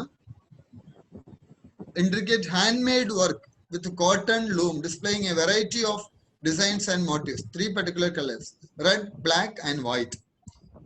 ഈ 3 കളറിലാണ് ഇത് ലഭിക്കുന്നത്. ഹാൻഡ് മെയ്ഡ് ആയിട്ടുള്ള വർക്കുകൾ, ക്ലോത്തിലുള്ള വർക്കുകളാണ്. ജിയോഗ്രഫിക്കൽ ഇൻഡിക്കേഷൻ ഒരു ജിയോഗ്രഫിക്കൽ ടെറിട്ടറി എന്നുള്ള പ്രൊഡക്ട്സിലാണ് കൊടുക്കുന്നത്. അഗ്രികൾച്ചറൽ, നാച്ചുറൽ, മാനുഫാക്ചർഡ് ഗുഡ്സ് ആണ് ഇതിൽ പ്രധാനമായിട്ടും വരുന്നത്. സോ ആ റീജിയണിന്റെ ഒരു പ്രത്യേകതയായിരിക്കും. ഇതെല്ലാം തന്നെ പ്രൊട്ടക്ട് ചെയ്യപ്പെടും. Registration and protection act GI ഇൻഡിക്കേഷനിൽ പ്രൊട്ടക്ട് ചെയ്യപ്പെടും. സോ ഈ GI ഇൻഡിക്കേഷൻ രജിസ്ട്രി എവിടെയാണ്? ചെന്നൈയിലാണ് കേട്ടോ. നോട്ട് ചെയ്തോളൂ. അതൊക്കെ ചോദ്യമായിട്ട് വരുമ്പോൾ ഓപ്ഷനിൽ വരാനുള്ള പോസിബിലിറ്റി ഉണ്ട്. അവർക്കൊരു കളക്റ്റീവ് ഇന്റലക്ച്വൽ പ്രോപ്പർട്ടി റൈറ്റ് ആണുള്ളത്. ഇത് ചെയ്യുന്ന എല്ലാ വിഭാഗങ്ങൾക്കും ഇന്റലക്ച്വൽ പ്രോപ്പർട്ടി റൈറ്റ് കിട്ടും. Patents are owned by an individual or a business entity. അങ്ങനെ പേറ്റൻസ് എടുക്കാൻ പറ്റും. അടുത്ത ആത്മ നിർഭർ ഭാരത് അഭിയാൻ എന്ന് വെച്ചാൽ പ്രധാനമന്ത്രിയുടെ പുതിയൊരു എക്കണോമിക് പാക്കേജ് ആണ്. ഇന്ത്യയെ സെൽഫ് റിലയന്റ് ആക്കി മാറ്റാനുള്ള, ശക്തീകരിക്കാനുള്ള പുതിയൊരു പാക്കേജ് ആണ്, എക്കണോമിക് പാക്കേജ് ആണ്. അതിന്റെ പേര് അറിയുക, Atma Nirbhar Bharat Abhiyan. Economy, infrastructure, technology ഇതൊക്കെയാണ് അതിനകത്ത് പ്രധാനമായിട്ടും കടന്നു വരുന്നത്. കൂടുതൽ പേജസിലൂടെ കടന്നു പോകേണ്ടതുണ്ട്. NBFCനെ ശക്തിപ്പെടുത്തും, നോൺ ബാങ്കിങ് ഫിനാൻഷ്യൽ കോർപ്പറേഷൻ. ഇത് കഴിഞ്ഞ കറണ്ട് അഫയേഴ്സ് ക്ലാസ്സിൽ ഞാൻ ഡിസ്കസ് ചെയ്തതാണ്. അതുകൊണ്ട് ഞാൻ അതിലേക്ക് കൂടുതലായിട്ട് വീണ്ടും പോകുന്നില്ല. സെയിം നമ്മൾ അതിന്റെ എക്കണോമിക് പാക്കേജസിന്റെ ഒക്കെ പ്രത്യേകതകളെ കുറിച്ച് ചെയ്തതാണ്. ഗ്ലോബൽ ഫോറസ്റ്റ് റിസോഴ്സ് അസസ്മെന്റ് വന്നിട്ടുണ്ട്. യുണൈറ്റഡ് നേഷൻസിന്റെ FOA, food and agricultural organisation ആണ് ഇത് പുറത്തു കൊണ്ടുവരുന്നത്. ഇതിൽ വന്നത് ഫോറസ്റ്റ് ഏരിയ ലോകമെമ്പാടും ഡിക്ലൈൻ ചെയ്തു എന്നുള്ള വാർത്തയാണ്. ലോകത്തിന്റെ 178 MH ഹെക്ടർ ഏക്കർ, അത് 1990 മുതൽ നഷ്ടപ്പെട്ടിട്ടുണ്ട്. ഈ ഏരിയ എന്ന് പറഞ്ഞാൽ ലിബിയ എന്ന് പറയുന്ന ഒരു രാജ്യത്തിന്റെ അത്രത്തോളം വരുന്നുണ്ട്. വലിയൊരു കാര്യമാണ്. ഈ ഫോറസ്റ്റിന്റെ ഒരു സസ്റ്റൈനബിൾ മാനേജ്മെന്റിലേക്ക് നമ്മൾ വരേണ്ടിയിരിക്കുന്നു. അല്ലെങ്കിൽ ധാരാളം പ്രശ്നങ്ങൾ ഉണ്ടാകും. ഇന്ന് നമ്മൾ കാണുന്ന പല ഇഷ്യൂസിനെ നേരിടാൻ ഇത് ആവശ്യമാണ് എന്നുകൂടി മനസ്സിലാക്കുക. 50% ഓഫ് ദ വേൾഡ് ഫോറസ്റ്റ് എവിടെയാണ്? റഷ്യയിലും ബ്രസീലിലും കാനഡയിലും US-ലും ചൈനയിലുമാണ്. മറ്റു രാജ്യങ്ങളിലൊന്നും തന്നെ ബാക്കി 46% ഉള്ളൂ. അതുകൊണ്ട് തന്നെ നമ്മൾ ഈ സോഷ്യൽ ഫോറസ്റ്റിങ്ങിനൊക്കെ വലിയ പ്രാധാന്യം കൊടുക്കുന്നുണ്ട്. വനവൽക്കരണം പോലെയുള്ള പദ്ധതികൾ. Highest percentage of plantation population south അമേരിക്കയിലാണ്, ലോവസ്റ്റ് യൂറോപ്പിലാണ്. പക്ഷെ യൂറോപ്പിൽ ഇപ്പൊ അവർ റീസെന്റ് തുടങ്ങിയ ഒരു പരിപാടി, സർക്കാർ തന്നെ സ്ഥലം എടുത്ത് അവിടെ വനം വെച്ചുപിടിപ്പിക്കാൻ തുടങ്ങി. ഞാൻ ഈയിടെ ജർമ്മനിയിൽ എൻ്റെ ഒരു ഫ്രണ്ടിന്റെ വീട്ടിൽ പോയപ്പോൾ അവിടെ അടുത്തൊരു 5 ഏക്കർ ഇങ്ങനെ വനം വെച്ചുപിടിപ്പിക്കുക. അതിനടുത്ത് കൃഷിയും കാര്യങ്ങളൊക്കെ ഉണ്ട്. ചോദിച്ചോ പറഞ്ഞ അവിടുത്തെ ആ മേയറുടെ ഒരു ഇനിഷ്യേറ്റീവ് ആണ്. അങ്ങനെയുള്ള ഒരു രീതി അവരൊക്കെ ഇപ്പം തുടങ്ങി വരുന്നുണ്ട് എന്നുള്ളതും ആശ്വാസകരമാണ്. അടുത്തൊരു ടോപ്പിക്കിലേക്ക് പോകാം. Tour of duty scheme. ഇത് ഇന്ത്യൻ ആർമിയുടെ പുതിയ സ്കീമാണ്. നിങ്ങൾക്കൊക്കെ താല്പര്യം ഉണ്ടോ വേണേ ഇനിയിപ്പോ ആർമിയിൽ നിങ്ങൾക്ക് പോയി സേവനം അനുഷ്ഠിക്കാം. 3 വർഷം ജോലി ചെയ്യാം. പോന്നോ? സാധാരണ സിംഗപ്പൂരിലൊക്കെ മാൻഡേറ്ററി എന്തുണ്ട്, എല്ലാ സിറ്റിസൺസിനും 2 വർഷം സേവനം അനുഷ്ഠിക്കണം. അപ്പൊ എൻ്റെ ഒരു ഫ്രണ്ട് നമ്മുടെ അബ്സല്യൂട്ട്ലി അധ്യാപകനാണ്. അദ്ദേഹത്തിന് സിംഗപ്പൂർ സിറ്റിസൺഷിപ്പാണ്. അപ്പൊ അദ്ദേഹം നാട്ടിലിങ്ങനെ വന്നപ്പം ലാസ്റ്റ് തിരിച്ചു വിളിച്ചു ഗവൺമെന്റ് പറഞ്ഞു 2 വർഷം നീ ഇവിടെ വന്ന് സർവീസ് നടത്തിയിട്ടേ പോവുള്ളൂ. ലാസ്റ്റ് പുള്ളി 2 വർഷം സിംഗപ്പൂരിൽ പോയി സർവീസ് ഒക്കെ നടത്തിയിട്ട് ഇപ്പൊ തിരിച്ചു വന്നതാണ്. അപ്പൊ എന്ന് പറഞ്ഞ പോലെ നമുക്ക് ഇവിടെയുള്ള ഒരു ഗുണം, സിവിൽ സൊസൈറ്റിക്ക് 3 വർഷം പ്രത്യേകിച്ചും ചെറുപ്പക്കാർക്ക് ഡിഫൻസിന്റെ ഭാഗമാകാനുള്ള ഒരു അവസരം കിട്ടുന്നുണ്ട്. ഷോർട്ട് സർവീസ് സ്കീമാണ്. It is known as tour of duty or 3 years short service scheme. ഇതിൽ ആർക്കൊക്കെ വരാം? A shift from concept of permanent service or job in the armed forces. അപ്പോൾ 3 year പീരീഡിൽ കിട്ടുന്ന വരുമാനം ടാക്സ് ഫ്രീ ആയിരിക്കും. ഇപ്പൊ താല്പര്യമൊക്കെ ഉള്ളവർ വേണേ ഇതൊന്ന് നോക്കിക്കോളൂ. മാത്രമല്ല അങ്ങനെയുള്ളവർക്ക് പബ്ലിക് സെക്ടർ ജോബ്സിൽ പോസ്റ്റ് ഗ്രാജുവേറ്റ് കോഴ്സസിലും പ്രിഫറൻസ് കിട്ടും. നിങ്ങൾക്ക് അറിയാമോ? ഇപ്പൊ മിലിറ്ററി സെർവ് ചെയ്ത ഒരാൾക്ക് സിവിൽ സർവീസിൽ 5 വർഷം എന്ത് കിട്ടും? എക്സംഷൻ കിട്ടും. കഴിഞ്ഞ ദിവസം എന്നെ മിലിറ്ററിയിൽ ഒരു കേണൽ വിളിച്ചു. കേണൽ വിളിച്ചിട്ട് എന്നോട് പറഞ്ഞു, എനിക്ക് സാറിന്റെ പുസ്തകം എല്ലാം വേണമെന്ന്. ഞാൻ ചോദിച്ചു, മോക്ക് വേണ്ടിയോ മോന് വേണ്ടിയോ ആണോന്ന് ചോദിച്ചു. ഏജുള്ള മനുഷ്യനാണ്. അദ്ദേഹം പറഞ്ഞു, മോക്ക് വേണ്ടി മോന് വേണ്ടിയോ ഒന്നും അല്ല, എനിക്ക് വേണ്ടിയാണ്. ഞങ്ങൾക്ക് ഓഫീസേഴ്സിന് ഒരു പ്രത്യേകതയുണ്ട്, ഞങ്ങൾക്ക് സിവിൽ സർവീസ് ഇറങ്ങി വരുമ്പോൾ എഴുതാൻ പറ്റും. അപ്പൊ മിലിറ്ററി ഇങ്ങനെയൊക്കെ പോകുന്നവർക്ക് അങ്ങനെ പബ്ലിക് സെക്ടറിലൊക്കെ ഒരു അതിന്റെ ഭാഗമാക്കും എന്നുള്ളത് ചെറിയ കാര്യമല്ല. It is A good thing അല്ലേ? ഏജ് ഒക്കെ പോയി നഷ്ടപ്പെട്ടവർക്കൊക്കെ വേണേൽ പോയി ഒരു 3 വർഷം അവിടെ സെർവ് ചെയ്ത് കഴിഞ്ഞാൽ വീണ്ടും സിവിൽ സർവീസ് ഒക്കെ എഴുതാൻ 2 വർഷത്തോടെ കിട്ടും. ഒരു പോസിബിലിറ്റിയാ, വേണേ നോക്കാം, ഒരു കൈ നോക്കാം അങ്ങനെയുള്ളവർക്കൊക്കെ. അപ്പൊ അങ്ങനെ ഒരു പുതിയ സ്കീം വരുന്നു എന്നതിനെ കുറിച്ച് നിങ്ങളൊന്ന് മനസ്സിലാക്കുക. സോ ഇതിലെന്താ സംഭവിക്കുക? there are immense financial benefit to the organization due to reduction in pay and gratuity payouts. അപ്പൊ ഇതുകൊണ്ടുള്ള ഒരു ഗുണം, സേവിങ്, സാലറിയിൽ ഒത്തിരി സേവ് ചെയ്യാൻ പറ്റും. ഈ decrease the frustration of officers who are released after 10 to 14 years of short service when they are in their mid-30s. ഈ short service സ്കീമിന്റെ വലിയൊരു പ്രോബ്ലം 20 വയസ്സിലേക്ക് കയറുന്ന ആളായിരിക്കും. ഒരു 30-35 ആകുമ്പോൾ ഷോർട്ട് സർവീസ് എന്ന് പറഞ്ഞുകൊണ്ട് ഇറങ്ങണം. അപ്പൊ ഇവർക്ക് വലിയ പെൻഷനൊന്നും കിട്ടത്തില്ല. അത് ആളിലൊരു ഫ്രസ്ട്രേഷൻ ഉണ്ടാക്കുന്നുണ്ട്. അതൊക്കെ മാറ്റാൻ ഇത് കാരണമാകും. പിന്നെന്താണ്? Cost of 3-year service per officer will be a fraction of the cost incurred on short service commission officers. പിന്നെന്താണ്? 10-14 വർഷം കഴിഞ്ഞ് ഇറങ്ങുന്നവർക്ക് ഒരുപാട് കോസ്റ്റ് വേണ്ടി വരും. പക്ഷെ ഇത് വളരെ കുറച്ച് കോസ്റ്റ് മാത്രം മതി. So it's A good thing. അവർക്ക് വേണ്ടി 5 കോടി മുതൽ 6.8 കോടി വരെ ചെലവാക്കുമ്പോൾ ഇവർക്ക് വേണ്ടി 80 മുതൽ 85 ലക്ഷം വരെ ചെലവാക്കിയാൽ മതി. So it's a wonderful opportunity for people. So maybe citizens can look into this kind of opportunities. Then അടുത്ത വാർത്തയിലേക്ക് പോവുകയാണ്, കൺക്ലൂഷനിലേക്ക് പോവുകയാണ്. IBG, Integrated Battle Groups, soon will be operational. ഇതെന്താന്ന് ചോദിച്ചാൽ, brigade sized agile self-sufficient combat formations which can swiftly launch strikes against adversary in case of hostility. ആളുകളെയൊക്കെ തട്ടിക്കൊണ്ടു പോവുക, അല്ലെങ്കിൽ പലപ്പോഴും നമുക്കറിയാം ഹോസ്റ്റേജസ് ആയിട്ടൊക്കെ എടുക്കുന്ന ഘട്ടത്തിൽ പലപ്പോഴും എമർജൻസി സിറ്റുവേഷൻസിനെ നേരിടാൻ വേണ്ടി ഒരു ഇന്റഗ്രേറ്റഡ് ബാറ്റിൽ ഗ്രൂപ്പിന് ഗവൺമെന്റ് രൂപം കൊടുക്കുക. So that's A good thing, positive thing. Anyhow ഗവൺമെന്റിന്റെ ഒരു പുതിയ പോളിസി അതുമായി ബന്ധപ്പെട്ട് വരുന്നുണ്ട്. ഇനി അടുത്തൊരു വാർത്ത എന്ന് പറയുന്നത്, DRDO ഒരു UV ultraviolet sanitise electronic gadgets develop ചെയ്തു. അത്ര ഇമ്പോർട്ടന്റ് അല്ല. ഇതിനകത്തോട്ട് മൊബൈൽ ഫോണൊക്കെ എടുത്ത് വെച്ചാൽ അത് സാനിറ്റൈസ് ചെയ്ത് വെളിയിൽ ഇറക്കിക്കൊണ്ടുവരും. സോ ഒരു പുതിയ കണ്ടുപിടുത്തം. പിന്നീടുള്ള എഡിറ്റോറിയൽ അനാലിസിസ് ആണ്. നമ്മുടെ മേജർ പത്രങ്ങളുടെ ഈ ദിവസങ്ങളിലെ എഡിറ്റോറിയൽ അനാലിസിസ് ആണ്. പക്ഷെ നമുക്ക് ഓൾറെഡി നമ്മുടെ സമയമായി കഴിഞ്ഞിരിക്കുന്നു. മേ ബി മറ്റൊരു ക്ലാസ്സിൽ നമുക്ക് എഡിറ്റോറിയൽ അനാലിസിസ് കൊണ്ടുവരാം. അല്ലെങ്കിൽ ഞാൻ ജസ്റ്റ് ഒന്ന് ഓടിച്ചു വായിക്കാം. കോവിഡുമായി ബന്ധപ്പെട്ട ഒരു എഡിറ്റോറിയൽ ആണ് ആദ്യത്തേത്. അടുത്തത് അവരുടെ ക്ലിയർ എയറിനെ കുറിച്ചും ഒക്കെയുള്ള ഒരു one nation one ration card നമ്മൾ കഴിഞ്ഞ ആഴ്ച ഡിസ്കസ് ചെയ്താണ്. ഇതുമായി ബന്ധപ്പെട്ട ഒരു എഡിറ്റോറിയൽ ഉണ്ട്. Understanding zoonotic diseases, how viruses break the nature of human divine, again കോവിഡുമായിട്ട് ബന്ധപ്പെട്ടുള്ള ഒരു എഡിറ്റോറിയലാണ്. Contempt of labour or dilution of labour laws, പുതിയ ലേബർ ലോസുമായി ബന്ധപ്പെട്ട ഒരു editorial. Slower growth and tighter fiscal, എക്കണോമിയുമായി റിലേറ്റഡ് ആയിട്ടുള്ള എഡിറ്റോറിയൽ. ഇത്രയും കാര്യങ്ങളൊക്കെയാണ് നമുക്ക് പ്രധാനമായിട്ടും ഉള്ളത്. സോ നിങ്ങൾക്ക് എല്ലാവർക്കും ശുഭരാത്രി. നമ്മൾ ഏകദേശം അവസാന ഘട്ടത്തിലേക്ക് കിടക്കുന്നു. മെയ് 2nd വീക്കിലെ കറണ്ട് അഫയേഴ്സ് ആണ് നമ്മൾ ഇന്ന് ചർച്ച ചെയ്തത്. ഇമ്മീഡിയറ്റ് ആയിട്ട് നമ്മൾ അടുത്ത കറണ്ട് അഫയേഴ്സിലേക്ക് കിടക്കും. അടുത്ത ദിവസങ്ങളിൽ തന്നെ നമ്മൾ അടുത്ത കറണ്ട് അഫയേഴ്സിലേക്ക് പോകും. സോ ഇന്ന് പറഞ്ഞ അസൈൻമെന്റ്സ് ഒക്കെ കൃത്യമായിട്ട് ചെയ്യുക. നിങ്ങൾക്ക് എല്ലാവർക്കും ഒരു ശുഭരാത്രി നേരുന്നു. ഇന്നത്തെ സെഷനിലേക്ക് കടന്നു വന്ന എല്ലാവർക്കും കൂടുതൽ നിങ്ങളുടെ കറണ്ട് അഫയേഴ്സ് പ്രിപ്പറേഷൻ കൂടുതൽ തീവ്രതയോടുകൂടി മുൻപോട്ടേക്ക് കൊണ്ടുപോകുക. Thank you very much. Good night. Thank you.